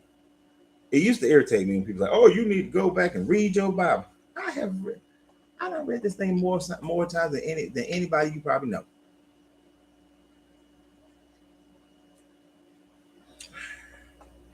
And let me tell you something that's funny to me. I remember back when I was, how old was I? I just got out the Marine Corps, so I was in around about 27 years old. And one of my pastor friends, and we still cool today, we had a lot of conversations. He wanted me to go to seminary. And he was like, and we would have these conversations. And back then, I didn't speak out. I didn't tell people much of what I believe because when I was younger, when I was coming up, when I was 16, 17, 18, and I would ask questions, I would get scolded by these pastors. I would get scolded by all of them. And so I stopped talking to other people about it. And I just started going. I lived in the library and I used to order stuff from the Library of Congress, order stuff from different theological schools around the country. And I used to order all this stuff. And so I didn't really talk to people. So here I am now and I'm talking to this pastor guy. And really nice guy. Love his family. And he wanted me to go to seminary. But then he said something. He said, your faith, he said, before you go to seminary, your faith has to be incredibly strong. And I thought about going to seminaries just so I can get the inside dope. I just want the inside information. I know that was an old term that we used to use back in the day, the inside dope on it. But showing my age. But he said, your faith got to be super strong before you go to seminary. And I asked him, so why does your faith have to be super strong before you go to seminary? Should not seminary strengthen your faith? And he said that, at least 1/3 of the people who go to seminary winds up walking away from the church. Because when you start learning about the histories and how things were put together, and you start learning about interpretations and doctrines and how things don't necessarily match up and all this kind of stuff. And I said, kind of like the stuff that you and I talk about sometimes. He was like, yeah, because he was one of the only people back then that I trusted. All right. We didn't have YouTube and all that stuff like that.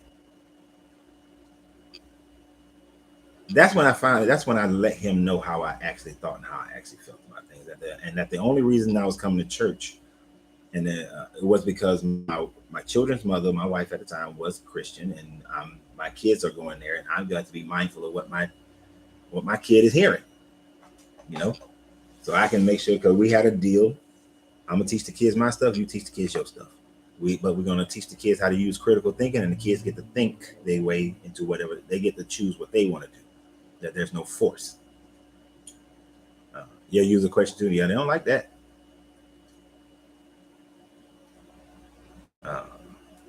So isn't that interesting though?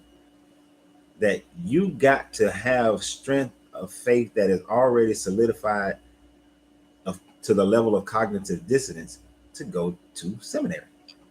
Otherwise, you run the risk of walking away from the church. There is there is proof of Christ through the use of testimonies. The use of testimonies is not proof of Christ. It can be the proof of the Christ mind. I will give you that. The use of testimonies can prove the Christ mind in the same way that that testimony can prove the Buddha mind. Right? Isn't that how we purchase things? Through the power of testimony? Right, because you're saying that people have said that, oh, this, I see that every day. I do a cigar review. I own a cigar lounge. I do cigar reviews on my cigars because I like a cigar and I tell people about the cigar. People come in, they try the cigar, they either like it or they don't like it. All right. But here's the beauty of a cigar. What I taste in a cigar may not be what you taste in a cigar. You can taste something totally different, right? Depending upon what you ate, what you drink, what your palate is accustomed to can change the taste. So you may not get the same experience that I got, which is why there are 14,000 different cigars, because people are different and they get different experiences with it depending upon what you're doing. Religion is the same way. You got testimonies of Christ, of Jesus. Let me say Jesus. You got testimonies of Jesus. So for you, that validates Jesus. A Muslim has testimonies of Allah.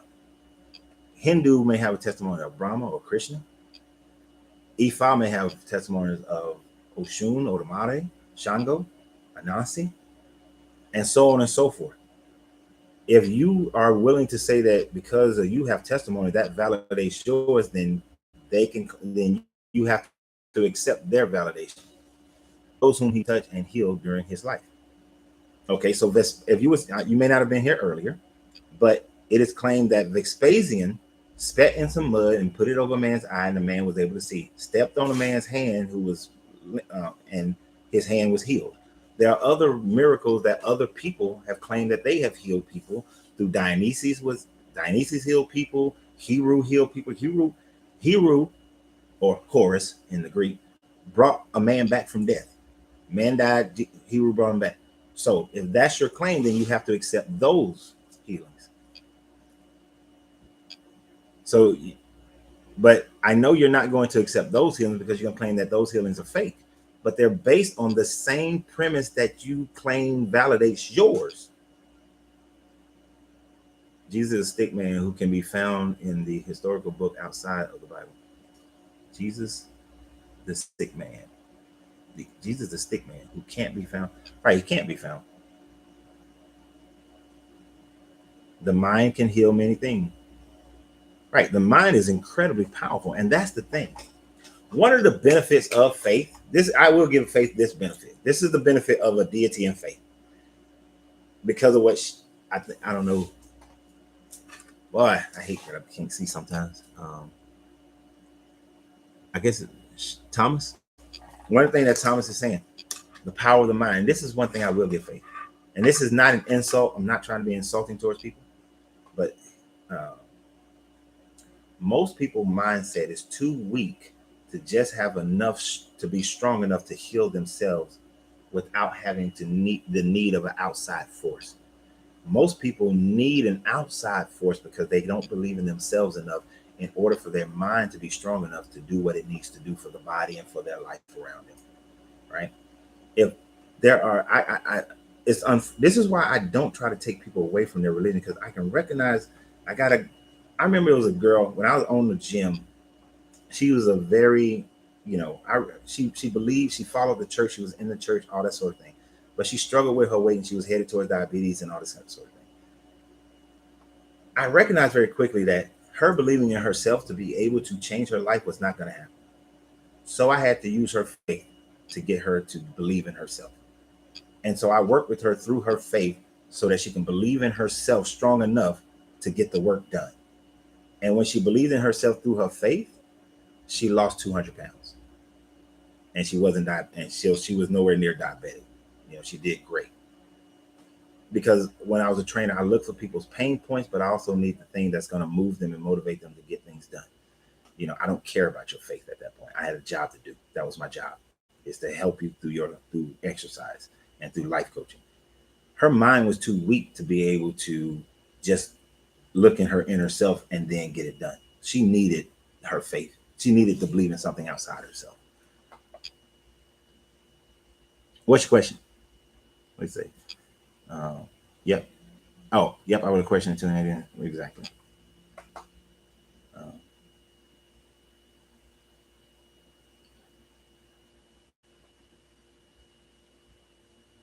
substance of what you hope for make faith. See, I don't use hope. For me, I don't hope for nothing. Hope has lack in it. But you do the work. Right. And those are good sayings. Faith without work is dead, you know, and all that kind of thing. Good sayings. I love that saying actually, because it makes no difference. Because when I talk to people when they talk about the law of mentalism, you can mentally try to manifest something all you want. This is why I hated that book, The Secret. I hated The Secret when it first came out. The Secret duped the shit out of people. Oh, just think about that check coming in the mail. Just every day I want you to think about that check coming in the mail. Just think about that check. That check gonna come in the mail. Just think about that check. Think about that check. Come on now, just think about that check. Keep that check in your mind. That check had the amount of money that check. Just think about coming in. Just check. Check coming in the mail. Motherfucker, if you don't get out there and do some actions to make that check come in the mail, it ain't gonna happen. You gotta have some actions behind everything that you do. You know, actions. It's just like when I'm always down for my people. I'm always down for my people. Oh, these police, you know, when some of these jokers come in here and sit down, oh, you know, the police, man, the police just doing this, and the police. Okay, what you gonna do about it? Either you gonna get your ass up and move to another country where you ain't got to deal with it, or you're gonna commit yourself to some action that's going to change the paradigm. Otherwise, all you're doing is sitting here complaining, whining, and bitching. And if all you're gonna do is sit here and complain and whine, bitch, go do somewhere else. I don't want to hear no more. I've told plenty of people that I don't want to hear no more. You know, I get so sick of that nonsense, right? And so you got to have something. You got to have some action behind everything that you do, or nothing actually happens. Very good comparison of cigars. It's like that with basically everything we encounter. I know, and I made that shit up on the spot too, bro.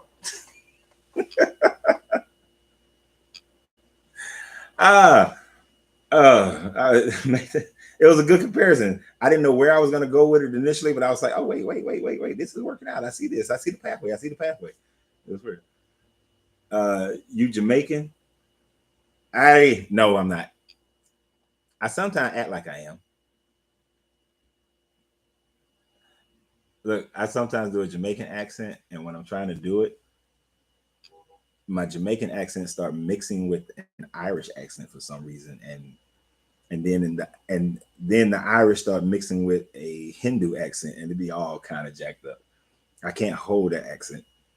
And just for Facebook purposes, some idiot sitting up there talking something. Oh, what happened to your accent? You're a clown. Did they not see the video where I said I was doing that on purpose? It was a joke because of the guy's name, Sir Anthony Frank. His name was Sir Anthony Frank. So how can I not speak to Sir Anthony Frank without using a British accent? The man has such a distinguished name, Sir Anthony Frank. One day my name shall be Sir Larenzoreid, and I will climb to the highest reaches of the courts of the world of the land and become what I have always desired to be, the court jester. Now, I'll just play. But your Jamaican accent always goes, yeah, my Jamaican accent goes Irish. And then when I'm speaking Irish, so Irish, and I got my blindy. When I start speaking in the Irish one, it usually stays this way, but sometimes it'll get a little bit Scottish, and then as it goes Scottish, it will start to become a little bit of the Hindu. And I will start, and the only way I can maintain the Hindu is not that I'm being racist, is to do the head wobble. But my Hindu friends who I've been to their temple, they are great people, and their temples are so peaceful. The artistry is beautiful in there, yo. Yes, you have to go into a Hindu temple and look at the artistry. The craftsmanship is unbelievable. Anyway, In my former life, I did voiceovers.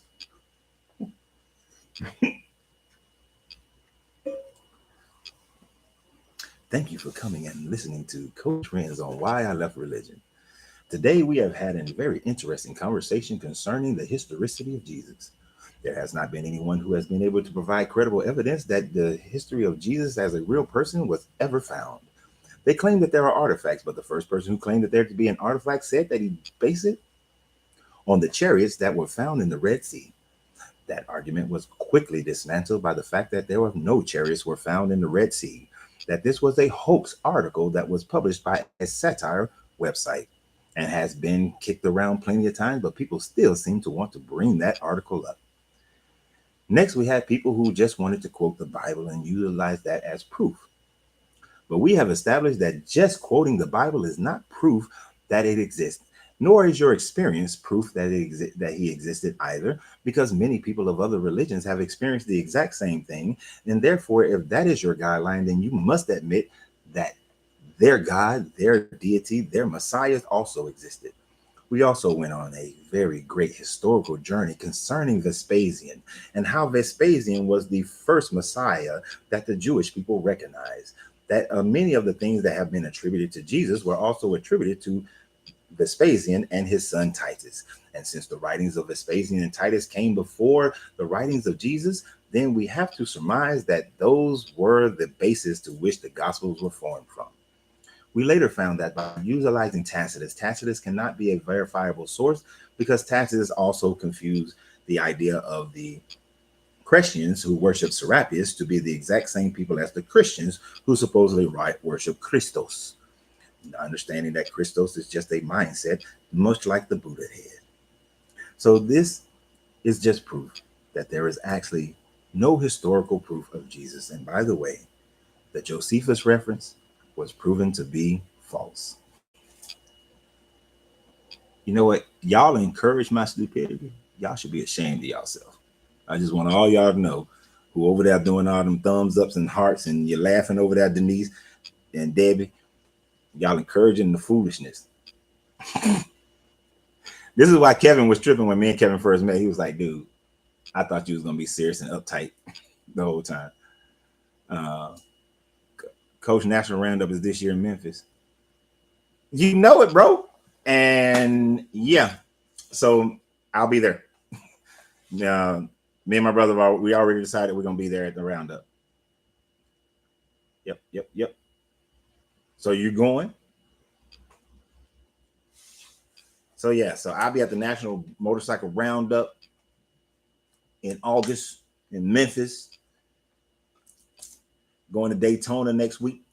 Well, next week I'm going to Texas. My son is graduating from Air Force boot camp. Then the week after that, riding them bikes down to Daytona.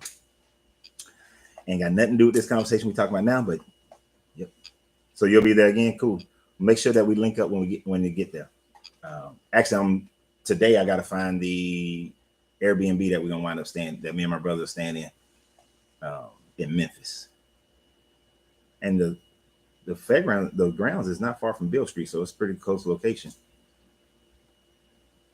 It's the bipolar Florida weather. Yeah, I'm hoping that the weather's good next week when we go, well, a week and a half from now when we go down to Daytona. What's up, big man? Hotep. You speaking knowledge, so appreciate that.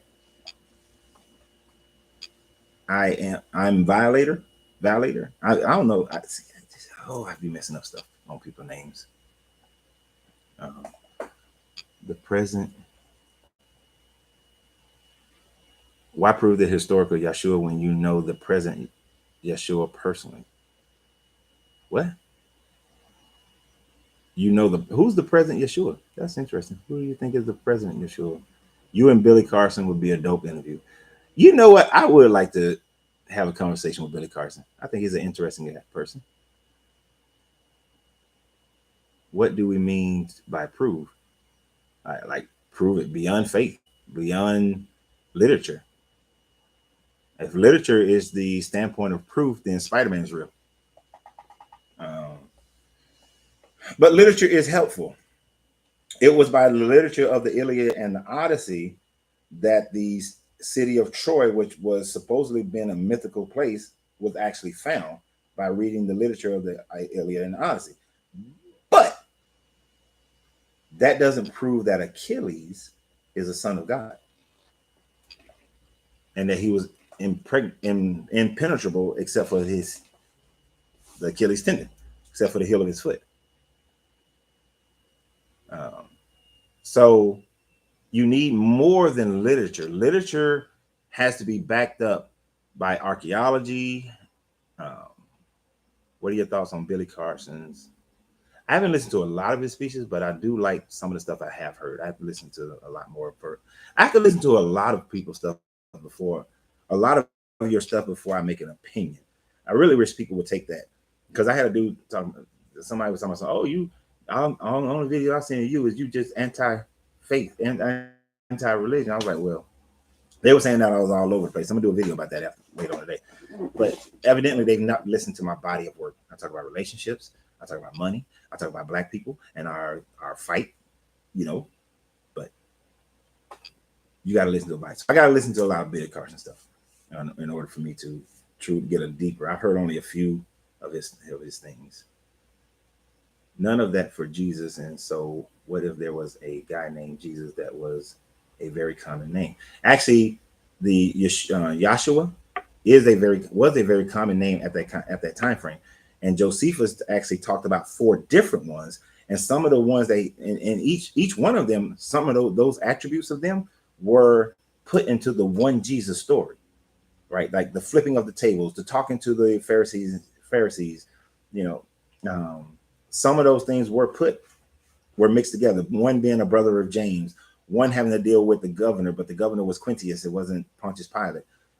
Being whipped and beaten by a governor was Quintius and not Pontius Pilate. So you had 4 different people with that same name who were like against the Romans. So it was a common name. But those attributes, it's like those 4 guys' attributes, the attributes of Vespasian, the attributes of Titus, and then a bunch of other mixtures came into play to create this narrative. And it took like hundreds of years for it all to maturate itself into one. Right? It took a long time. So there's no historical,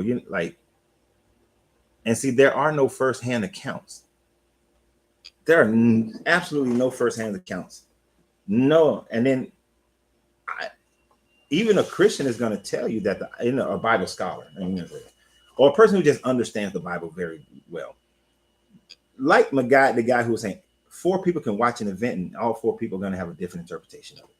So eyewitness, this is why if you go to court, if you were a lawyer and you go to court, if you're a prosecutor, this is why prosecutors need way more than eyewitness account. Have you ever recognized that if all they have is eyewitness account, many prosecutors will not take a situation to court because they know they stand a great chance of losing if all they have is eyewitness account. They need, let's say it's a murder, they need blood, they need the weapon, they need cameras, they need to see the person's path movements, they need all this other more tangible evidence before they will take somebody to court, because eyewitness is not strong enough. Because eyewitness account, one, is biased as hell. It's biased. It's going to be biased. It's always biased. People are biased. We all are biased. In one way or another about something, we're biased. Like, I'm biased with my kids. My daughters, they can come live with their daddy for as long as they want to live with their daddy. That boy, that's why he in the Air Force. He went to Air Force boot camp. He's 21, didn't know what he wanted to do. I got a plan for you, son. You don't want to go to college? You're smart enough to go to college. You don't want to go? You got the money and you don't want to go? Okay, fine. I ain't gonna pressure you. You want to go to trade school? No, you don't know what trade school you want to go to? Fine, I ain't gonna pressure you. Guess what? I need you to go into the military, get a little bit more maturity. He was already maturing very well. This is great. You got to start manning up. No woman is going to want some dude who's still, 22, 23, and he thinks, well, I just don't know what I want to do with myself. Just go to the military and the Air Force, very safe, easier life. You cannot go to the Marine Corps. Like, hell no. I already did that.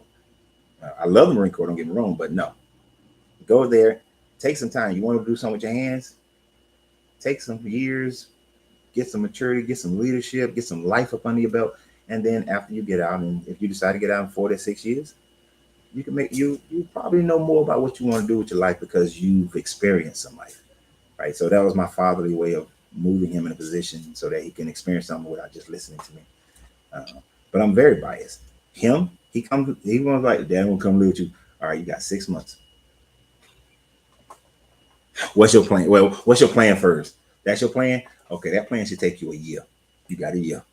I might give you a year and a month. My girls, Dad, I want to come live with you. Come on, baby. Come on. Here you go. You're running. Come on. You just got to work a little bit now. You're going to have to work. I ain't buying all your shit. But you're going to have to work. But come on, baby. You can come stay with Daddy. My girls can come stay with me all they want to. My girls call me. They like my daughter called me. She said, Dad, I need $150. Okay. There you go. Oh, well, I need it because I really didn't need to know why she needed $150. She didn't have to tell me that her phone got stolen while she was down in New Orleans. But I ain't need to know. Yeah, my daughters. My other daughter called me, Dad, I need $6. Here you go. My son called me, Dad, I need $6. Why? Why? What you need $60 for? All right. Then how you gonna pay me back? My daughter, oh, well, I'm gonna pay you back, girl. You know I don't need your money. Don't worry about it. Bias as hell when it comes to my kids. Big time bias. But I'm biased when it comes to my people. I don't have a problem with. I would never claim to be that. I'm not racist. I know people like people who are. I base everything based on how you treat me. You treat me like family. You down for me. I got you. Then I'm gonna treat you the same way. We cool. But I am biased towards my black people.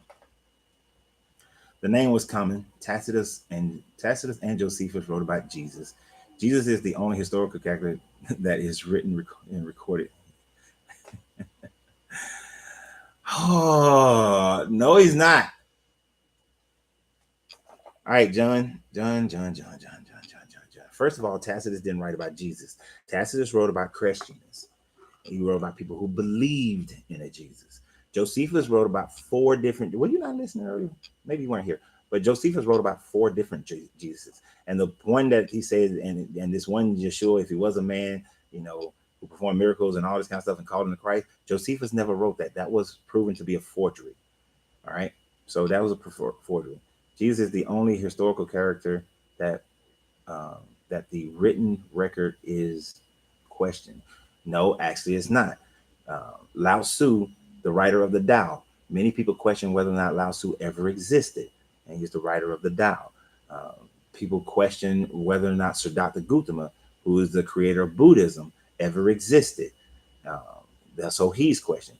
So your worldview is only a Christian worldview. So you don't recognize that people actually criticize whether or not those historical characters who created Taoism, Buddhism, I forgot the person with Hinduism, that those people ever existed. But if you open up your worldview, you'll see that other people are criticized just as well. Okay? So it's not just your Jesus. There's others. I'm actually doing a video about that later on today because the dude was like, why is Christianity attacked so much? It depends on who your worldview. When it is perfectly common to have persons weigh the story of a person, place, or event hundreds of years later, we didn't think Troy and other historical cities really existed until we found them. Right, we didn't. You had to find it. Once they found Troy, then Troy existed. Then we found out that the Trojan Wars was a real thing because you found artifacts. Once you found Nineveh, you started and once they found Nineveh, then okay, the stories about Nineveh actually existed. Once they found, all this stuff, other stuff in Babylon. Okay, Babylon actually exists. You got to find some stuff. Right? Until you find the stuff, it don't exist. It's possible that it doesn't exist. It's possible that it's just stories. That's why I say literature is not proof. Literature is not proof. Islam better. None of that for Jesus. And so what if there was but yeah, you got to have some proof. Man. You got to have more than just literature. Yeah, because if literature, let me tell you how literature can mess you up. literature can easily make it that Martin Luther King or Malcolm X is deified 300 years from now. 300 years from now, Malcolm X, Martin Luther King can be deified if it's all just based on literature, right? Based on, and people will have eyewitness accounts. They've written books, and you can deify them 300 years from now.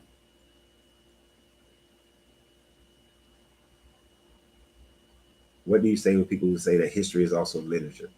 It depends. Certain history, okay, there's a difference between history. History is literature to a certain extent, but history is literature that's based on um, provable information, provable facts. Like you can take the history. Let me give you somebody. Let me give you something.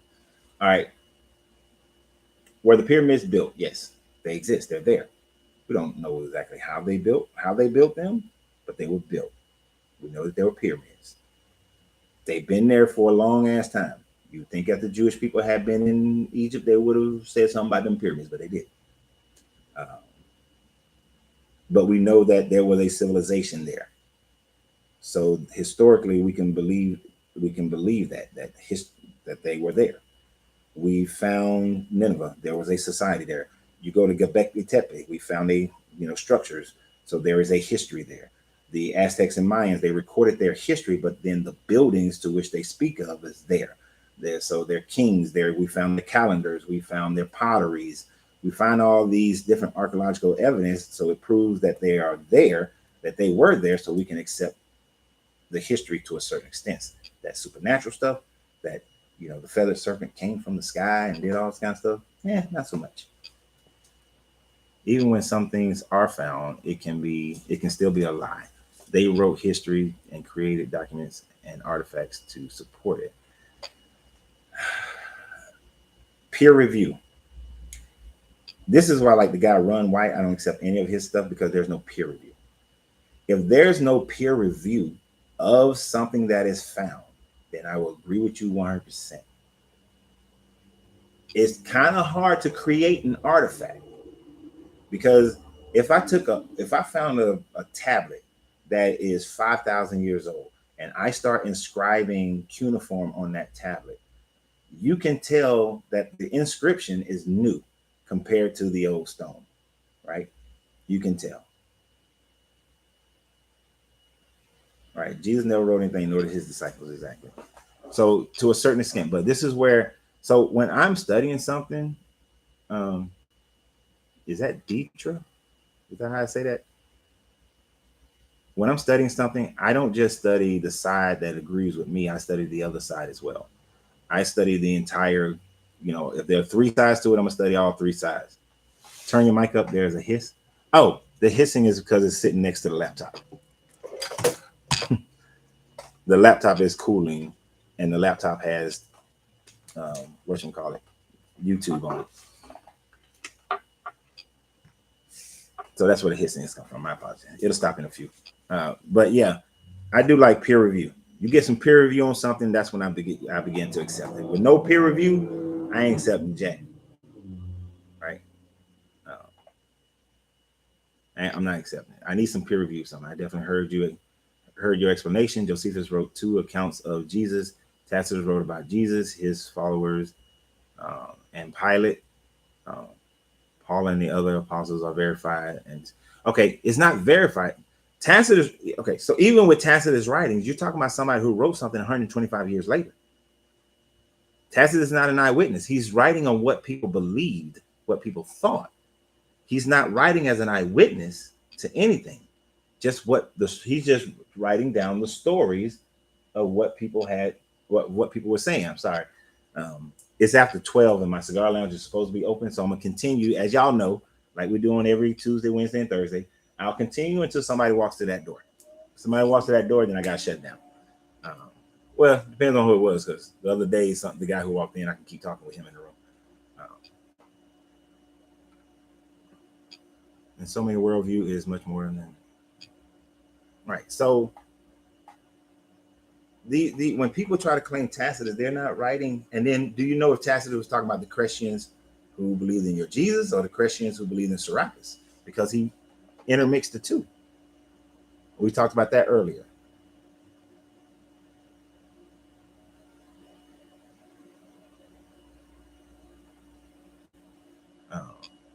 But you got to get, just because a historian wrote about something doesn't necessarily mean that the historian was right. I challenge you, and this is where, the first time I realized that when I got stationed in Germany. Yes. Stationed in Germany, then I had to spend some time in the Soviet Union, right? I had to spend some time in Russia. It wasn't the Soviet Union back then. I'm not that old. But when I had to spend some time in Russia, it was quite interesting because one day I was sitting in this library, in this gentleman's library, and I saw a Russian history book, old history book, in the 1980s. So I started going through the history book, and I had my little translator with me, and they reading it to me. Do you know that the Russian historians were writing a story that made the Americans look like they were the ones who created the Cold War, who started the Cold War? That the Americans were the aggressors, that capitalism was evil, that Americans were evil.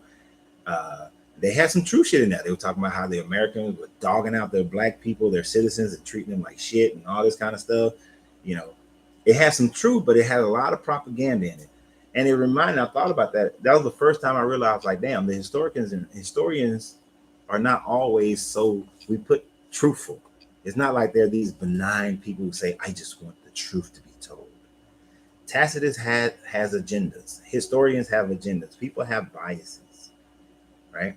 And Tacitus actually initially supported the idea of Vespasian being the Messiah that came out of Jerusalem. See, when you keep reading into Tacitus, you get into that, where he was like, Vespasian, it's possible that those things could have been done in certain ways. That was the medical staff say, but it is accepted that Vespasian healed a blind man with some spit and some mud, and healed another man who was lame with his foot. So is Tacitus? So if you're going to accept Tacitus as far as a Jesus, then accept Tacitus as far as Vespasian doing the same miracles as Jesus through Serapis. So can you accept that, sir? Or are you just going to be biased? The writer controls the perspective of truth conveyed. Exactly. Right? What did KRS once say? If you don't know the history of the author, then you don't know what you're reading. Right? I don't think I have to try. I'm in school now, and peer review is something so slanted, and what I consider when I consider the government, I'm leaning to not trust them more and more. I'm telling you, pay attention to these teachers, and it's always going to be that way. We are very much controlled by our government as far as information that goes in and out. America probably did create the problem for Russia when I consider the lies that they tell regarding us. I don't trust them at all. There's a lot of things that once you get outside of your own worldview, you start to realize the truth is very subjective. The only truth that you really have is what's in front of you most of the time. And that's only the truth that is your truth. It's only your truth. That's why there are 40,000 denominations in Christianity. I think there's 12,000 in Islam. But it's because it's the same book, but everybody got a different spin on it. Government is oppressive engine. Why would an oppressive force give you truth? Right. And where does religion come from? Religion comes from the government. I know you Americans, even though I want to. I know you Americans like to think that you got religious freedoms over here in America. We got religious freedoms here in America, y'all. It's the freest country in the world. You can worship how you want to worship. You can do what you want to do. But understand, that from the inception of America, from the inception of most European countries, from the Roman all the way back to the Roman times, even beyond them, the government has always controlled your religion. Many people, thank you, sir, ma'am. We talk about that we got this 1611 KVJ version of the Bible is the one to read, but this 1611 KVJ Bible, that King James, he was a good little fella. I used to know him. I thought he was a little sissified sometimes, but that King James, we got these Bibles, we got them, but they're all promoted by the government. You see, if that there boy Constantine hadn't legalized Christianity in 318 with that Milan edict, then Christianity would have never became legal. If he would have then sided with the Mithraism, then all y'all be walking around here trying to validate Mithra as the son of God. See, it is all because he decided that he was going to legalize Christianity, but then later on in 325, he saw that Christianity was creating such a turmoil that Christianity was going to be another disruptive force within the Roman Empire, just like that Judaism was when Nero was in power, and Vespasian, his great adopted granddaddy, had to come in there and shut that down, and he utilized that Christianity to shut it down. So he brought them Orthodox in there. That there one became your Catholics later on. And then, when you get into the 1500s, you got Martin Luther, who decided he gonna create a little Russell. And then that's where all your other Protestants come along. And then all y'all Protestants start disagreeing. And that's where all that stuff come along. But all those things were headed by government. You see, the king, Vespasian, was the Pontifex Maximus, right? You understand? Did you know that Vespasian was actually the first pope? He was Pontifex Maximus. And so that was Vespasian because it's a Roman thing. It was a Roman thing. It ain't a Christian thing. But he was the first pope. And then what they did is that because government has always been in charge of your religion, all your religious ideas have been controlled by the government. So don't let them fool you into you thinking that you are up here experiencing and religion based on a book that you've read, that you created relationship based on this here book that you've read. You ain't created nothing. The government created it, because everything that you read is coming from the government. That's why they say give unto Caesar what is Caesar. The government want their money. That's why that book say that whatever government you were born under is the one that God appointed for you to be born under, and you should follow their rules. That you should pray for your government officials. Now, I want to know how many of y'all pray for your government official, every government official that you get, because your Bible tell you to pray for them. Your Bible tell you not to speak ill against them and to obey them, because God appointed them. How many of y'all agree?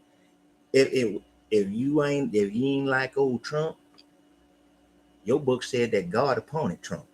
If you don't like old Biden, your book said God appointed Biden. Government gave y'all religions. Yes, you can. I'm sorry. Y'all started it. That's all I gotta say. Y'all started. You can prove you're not Christian. Dude, Tacitus and Pliny the Younger. Okay. So we've already been through Josephus, Tacitus, and Pliny the Younger. I would encourage you, because I'm not going to go through them again, to go to my YouTube channel, Why I Left Religion with Coach Renz. Actually, it's going to be, Why I Left Religion with Coach Renz, or on the Facebook channel, and watch the beginning of the video, because I went through Tacitus, I went through Pliny. Anytime I say younger, I was talking about Pliny the Younger. And we talked about Josephus. I would bore the shit out of everybody else. We've already talked about them. It's not proof. Literature is not proof, and those guys were not eyewitnesses. And Josephus talked about 4 different Jesuses, but those are not proof, right? But people, I told y'all, didn't I tell y'all in the beginning that somebody was gonna throw up the Tacitus? I don't know why. It's like Tacitus is all they got. It's like, prove Jesus, Tacitus. Prove this high planet. No, they not. And really go check out Vespasian. Vespasian is Jesus. Yeah, I said it. Vespasian is Jesus. the Council of Nicaea. Yeah, boy, that was a good old interesting. Most people don't know that. It was funny about the Council of Nicaea. Arius came to the Council of Nicaea because Arius was Gnostic. He was against the idea of the Trinity. Most people, Christians did not believe in the Trinity. They didn't agree to a Trinity. Arius was the only one to come, but what's my man name? Constantine had already told the people that y'all were going to fall up under the Orthodox Christians. So y'all can come, but this is who we're going to do this under. When they got there, Arius got his ass whooped. This other bishop came and slapped shit out of him. They put that bishop in jail, but then that bishop said, Jesus came to me while I was in prison. I apologize. I'm sorry. And then they made him a saint. And then they beat up Arius and made him sign with a heavy hand that he agreed to the Nicene Council because they needed the Gnostics to try to convert them over. But the Gnostics still didn't do it. So in 480, Theodosius went and killed as many Gnostics as he could possibly can. Yes, they do really want this to be true. I agree that Abrahamic slave merchant kings to they trying to make you into slaves, man. That's the idea, to keep you enslaved. Then once they converted to Christians, white people were able to control Africa. That's right. You control the people that way. You control a person's religion, you can control the people. No, they should have read them. No, they should read them for themselves. You don't have to be an eyewitness to an event for it to be historical. You don't have to be an eyewitness for an event to be historical, but you got to have proof of the event. Tacitus does not provide proof that any of the miracles happened. He just talks about what they say happened, but he is not proof. There's no proof of this happening. There wasn't. And why is it that you had over 125 historians who lived at that time frame? None of them wrote about Jesus. Not one wrote about Jesus. That would be like me going into the middle of downtown Atlanta and shooting a bunch of people, and not one news station in Atlanta carries it. But now 50 years later, a news channel in New York is talking about it. When the Wayne Williams murders were happening in Atlanta, guess who was talking about it? The Atlanta stations were talking about the Wayne Williams murders in Atlanta. Even though I don't think that man killed all the kids, they was talking about it. But with 125 historians and reporters or historical people in the Levant during that time frame, notables, none of them wrote about Jesus. One of the most prominent of them was the guy whose name I could not remember earlier. He actually wrote about Vespasian's miracles and nothing about Jesus. And he was alive during that time frame. But he wrote about Vespasian miracles. You gotta question that. There has to be something in your mind that makes you wonder why everything that is written by him, every piece of proof that you try to offer, first of all, is all literature. And then second, it is always somebody who's writing something decades or centuries later. It is never in the present. When you can find so many other historical documentations about other people that were written in the present. What is your opinion of the Herod dynasty? The Herods were, Hellenistic Jews who were appointed into place by, did Nero put them into place? I think Nero, no, I can't remember Nero or Vespasian put them in place, or one of the 4 emperors who got killed during that little time frame between Nero and, but they were a vassal state of Rome. They were going to try to appease Rome before they appeased their people. They were house Hebrews.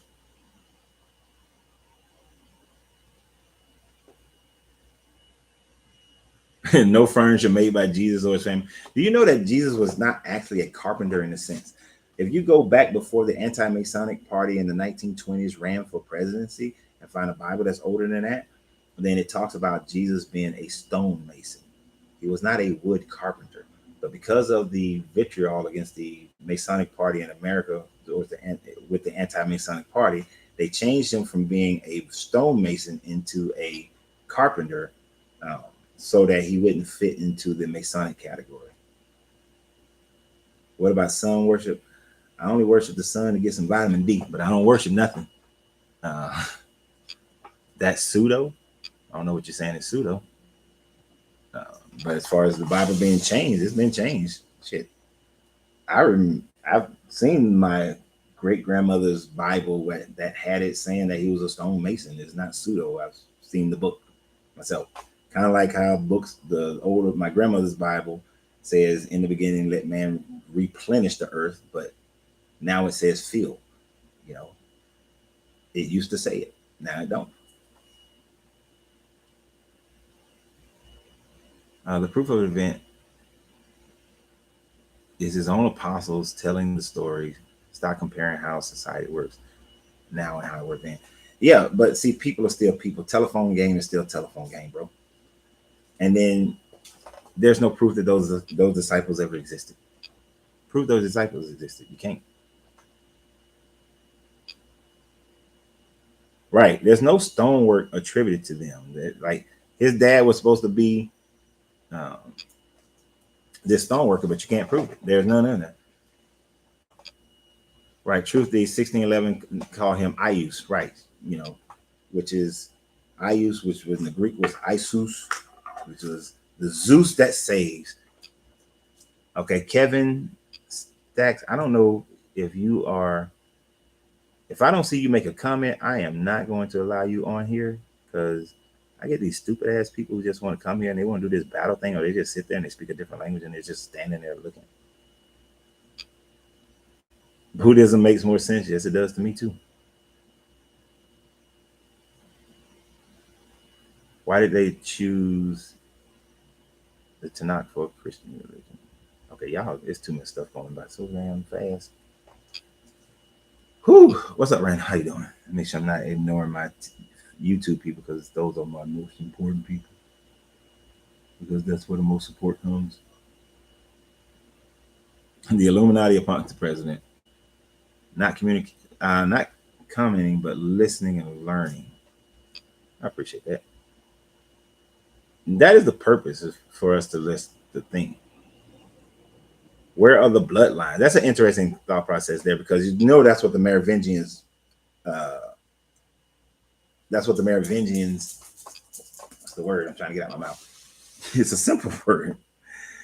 That's what the Merovingians proclaim. I don't know. I can't think of the word. So that's what the Merovingians. They claim that they are the bloodline of Jesus because what the Merovingians claim is that Jesus and Mary Magdalene are actually husband and wife, and then some of the other gospels also kind of the gospel outside the book kind of allude to that, and that they had a child, and that the cup of Christ was actually her womb, and that carried the blood of Jesus, that it wasn't caught in the cup at the cross, and that him and Joseph that they left and they went to France and they started the whole Merovingians and all that kind of stuff, and that's where you get your little what's them that little movie with Tom Hanks. But they claim that. The Merovingians claim that.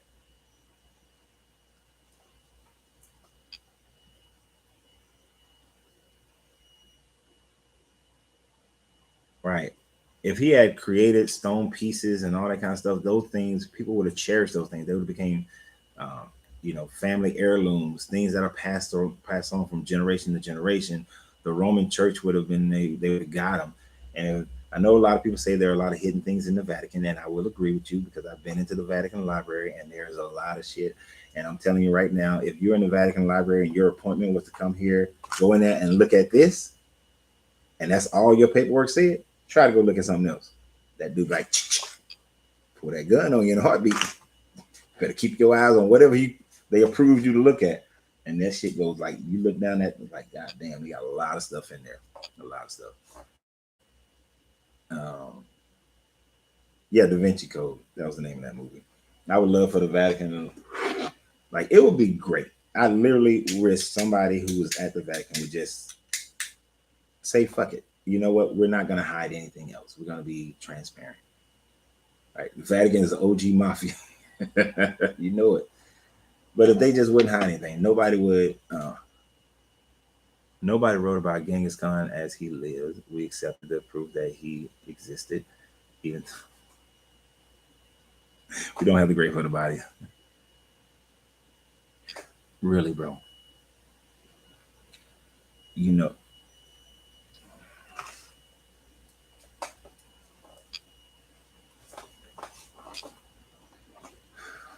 Why? Why have to do with this?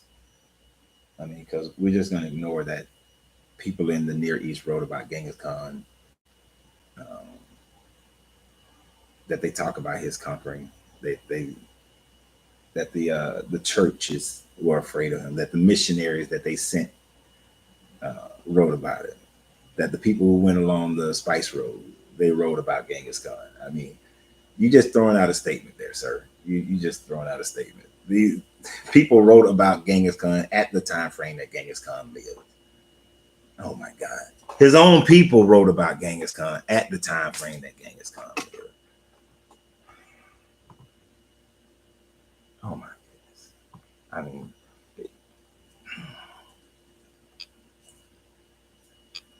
and here's the other thing.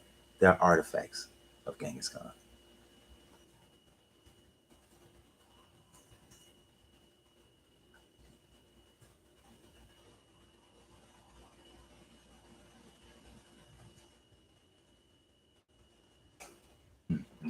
You have a whole family lineage, whole family line of Genghis Khan.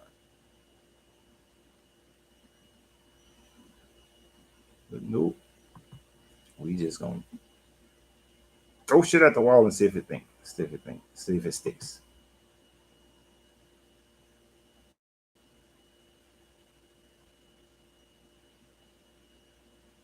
What do you know about Genghis Khan, sir?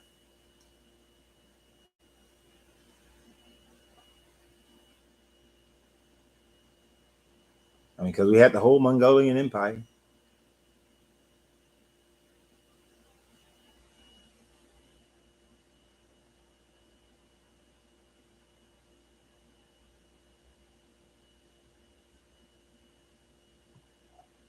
I mean, you had other leaders who fought against Genghis Khan who wrote about Genghis Khan. Genghis had so many children that his DNA is literally trackable. I wasn't even gonna go there. That they literally can track Genghis Khan's descendants.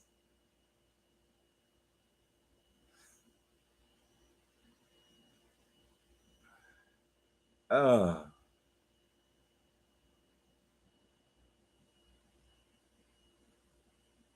no, but people wrote about it. But what I'm saying is that people who knew Genghis Khan wrote about him. His enemies who fought him wrote about him. You see what I'm saying? You made a statement saying that nobody wrote about him at the time frame that he was alive, but they did. Is the point? They did. The Arabs wrote about him. The Christians wrote about him at the time that he was like, there were Christian bishops who wrote about him, Christian missionaries who went there and wrote about him because they were going to him. You got to remember, Genghis Khan, one of the reasons Genghis Khan was open to letting these people come into his empire. All right. He wasn't like, I'm gonna kill everybody who come through. So people travel in and out of his empire. He allowed that. And later Khans allowed the same thing. And you can track his bloodline because man had like 50 of them damn children. You know, Marco Polo writes about it. You know, the other Khans as well. There's a bunch, but nobody wrote about Jesus while he was alive. While they were, while he was alive, supposedly alive. Nobody wrote about it. Not one person. Not one. And you got to think, if a man fed 6,000 people with a 2-piece fish sandwich, that's news. That's news. That's news right there. That's right worthy. I got to write about that.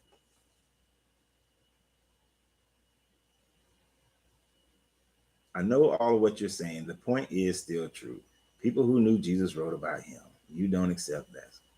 No, if you can prove to me that somebody who knew Jesus wrote about Jesus, then I will accept it. But that's the problem. You can't prove it. See, people, I understand. There are a fishtail.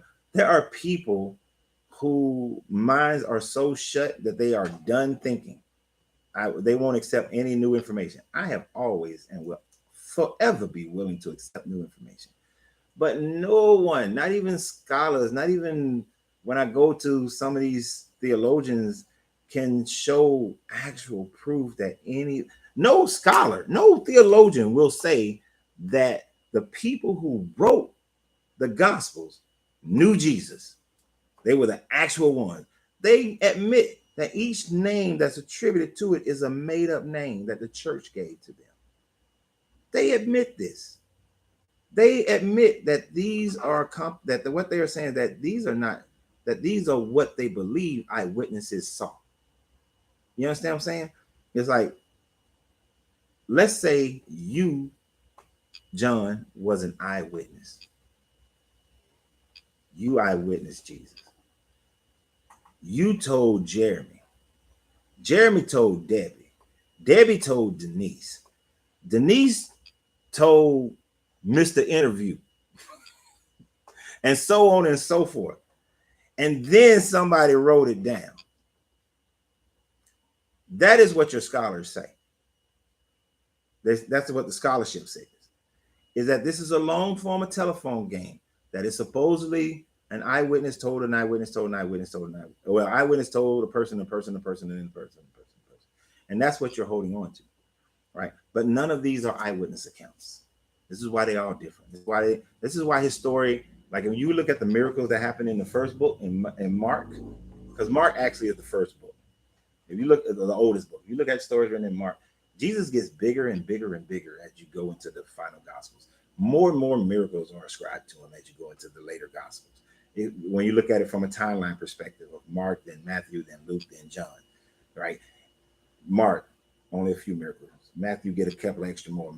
Luke get a couple extra, got some more on top of that. John, I got to write the big fish story, and you get a whole bunch of more miracles. So the miracle, the legendizing of Jesus grows as you're writing it. Now, if all these people have been experiencing and eyewitnessing the same thing, then they would have roughly the same number of miracles that are happening. But because he's been legendized, you have greater miracles, kind of like Paul Bunyan. He probably existed as a person, but he didn't do all the shit that he did. You know, John Henry, great inspiration for little black kids, but a grown man with a hammer digging through a mountain in that amount of time, that didn't happen. You see what I'm saying? It's legendizing of a story, right? And that's how you get indoctrinated to it. And then you just accept it because you have to verify it and make it real. And to a certain degree, that's fine. But you kind of got to realize when information is not jiving up, it's not jiving up. Okay? So you don't have any eyewitnesses who wrote about Jesus. None of them wrote it. It's telephone. And we know how that telephone game can be. And then you have the government influence on it. You know the government's interest is not for the betterment of the people, but for the betterment of the government itself and those in control. And all they want is power and money. So you know it's not to they're not looking out for the people. John Henry just popped me in your head. I'm not Christian, and as a scholar, a doctorate in African studies, I too constantly seek information, enlightenment, and understanding. We have the writings of Paul. We have the early Christian. Paul never knew Jesus. Paul never met Jesus. Paul was not an eyewitness. Let's say you do have the writings of Paul. Paul was not an eyewitness. Paul was writing hearsay. Can we admit that? Because Paul never knew Jesus. Even in his own writings, he never met him. Claims that he met him on the road to Damascus, but he could have been doing some magic mushrooms for all you know. Never met him. Right? You can't verify it. Now, just because you can't verify it, I'm not telling y'all not to have y'all faith in it. If y'all want to believe in it, believe in it. Like I said earlier, I knew that the only way I can get that lady to lose 200 pounds was for her belief in her faith in Jesus. And I used it to the max in order for her to lose that 200 pounds. And if she walked in my door and I was going to train her right now in this stage of my life, I would use her faith in her God to make her get to where she needs to be. Right? No problem with that at all. I have no problem with you believing what you want to believe. Believe it. But that ain't what my page is for. My page is for people who decide to walk away. That we've walked away from religion because it doesn't fit us. It doesn't work with us. It's not something that we can accept. We look inside in here.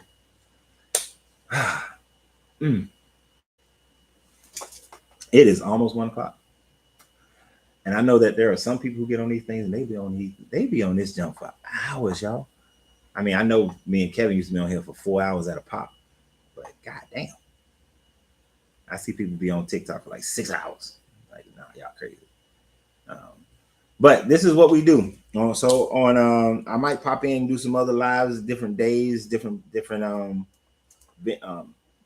I'm on TikTok, YouTube, and Facebook. This is what we do. So on Tuesdays, 10 o'clock roughly, because I be running behind depending on business, because I own 2 different businesses. I own a gourmet popcorn shop, which is called Uncle Renz Popcorn. So if you go to unclerenzpopcorn.com or the letter U, the letter R, the word popcorn.com, you can go order some gourmet popcorn. I also own a cigar lounge to which I'm sitting in right now, which is supposed to have been open an hour ago, but nobody's walked in the door. But the doors, I mean, it's open. I got everything set up.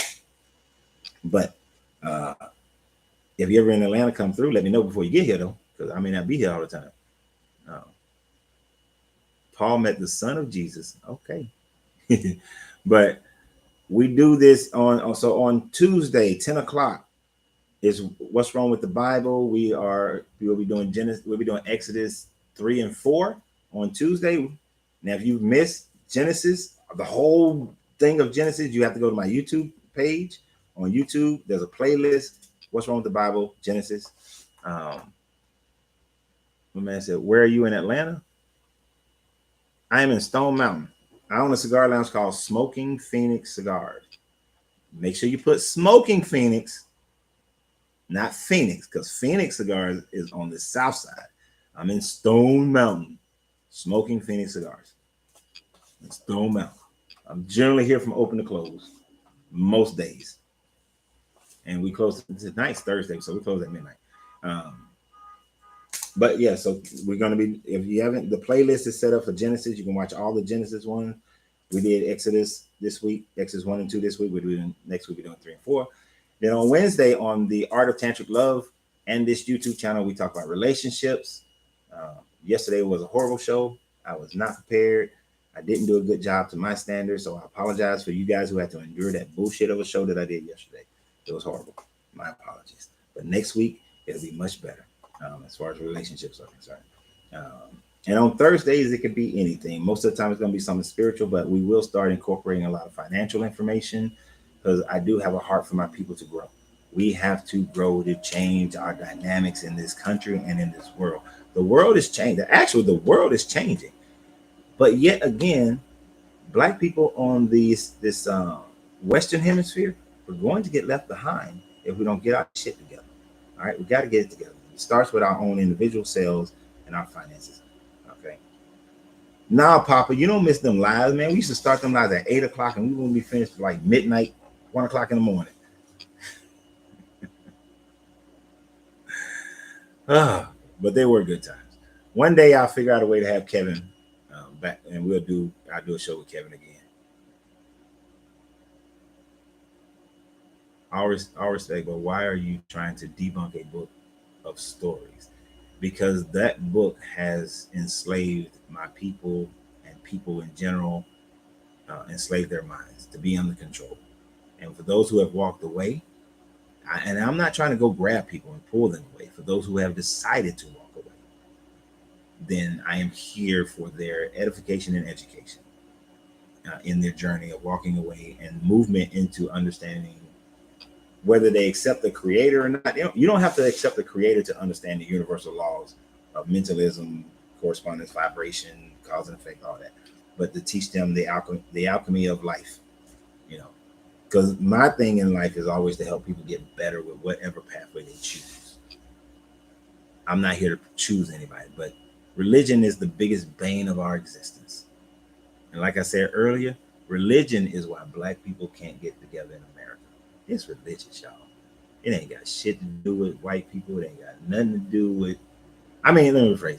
It does. The white people who have indoctrinated a system of white supremacy, the systematic racism, all that kind of stuff does play its part. But the biggest part is religion that creates separation between us. Because you can have people in the same religion. These people just want to pray about changing the educational system. And these people want to do something about it. And they'll argue on what God wants them to do. What God told me that we just need to we need to come to church and we need to go to the school and we need to just pray and walk around the church 7 times and keep on praying and then give a big old shout. And them walls of Jericho around the school is going to come down with the miseducation of our black children. And that's what God told me. And then whoever's in that person's clique is going to say, that's what we need to do. Then you're going to have this other person. But God told me that what we need to do is go down and stage a protest at the educational board, and those clique will follow them. Then you have a sensible person who's saying that faith without works is dead. So what we need to do is pool our money together and fix the education. Vote them people out. And well, the one to pull the money is going to want to build their own school and teach our own children. Then you're going to have the one that want. God told me that we all need to vote these people out and put our own people in. And you'll have 50,000 different ideas, and they can't get shit done because God is telling everybody else to do something different, and everybody follows the little clique that they like the most, right? Religion separates us more than anything else. Help people understand other great works and come to what we see. Actually, see, thank you, sir. Because we like 3 weeks ago we did 4 weeks ago we did 2 weeks in a row of the Kabbalion. We've talked about the Tao, so it'll be about I do other stuff. Like I'm not a one-dimensional person. I got to talk about other things. Otherwise, I would get bored to death if I just came and talked about this same thing every week. Like I don't see how people talk about the same subject matter every day. That would bore me up. Okay, who is that? Somebody just pulled up on their motorcycle, so that got to be either Ty or Greg. It's Ty or Greg. So I'm going to get out of here, people. But it's been great, and I'll talk to you guys later. Remember, you got to free yourself to be yourself because your greatness is not negotiable. Good journey, good vibrations. And now finish him.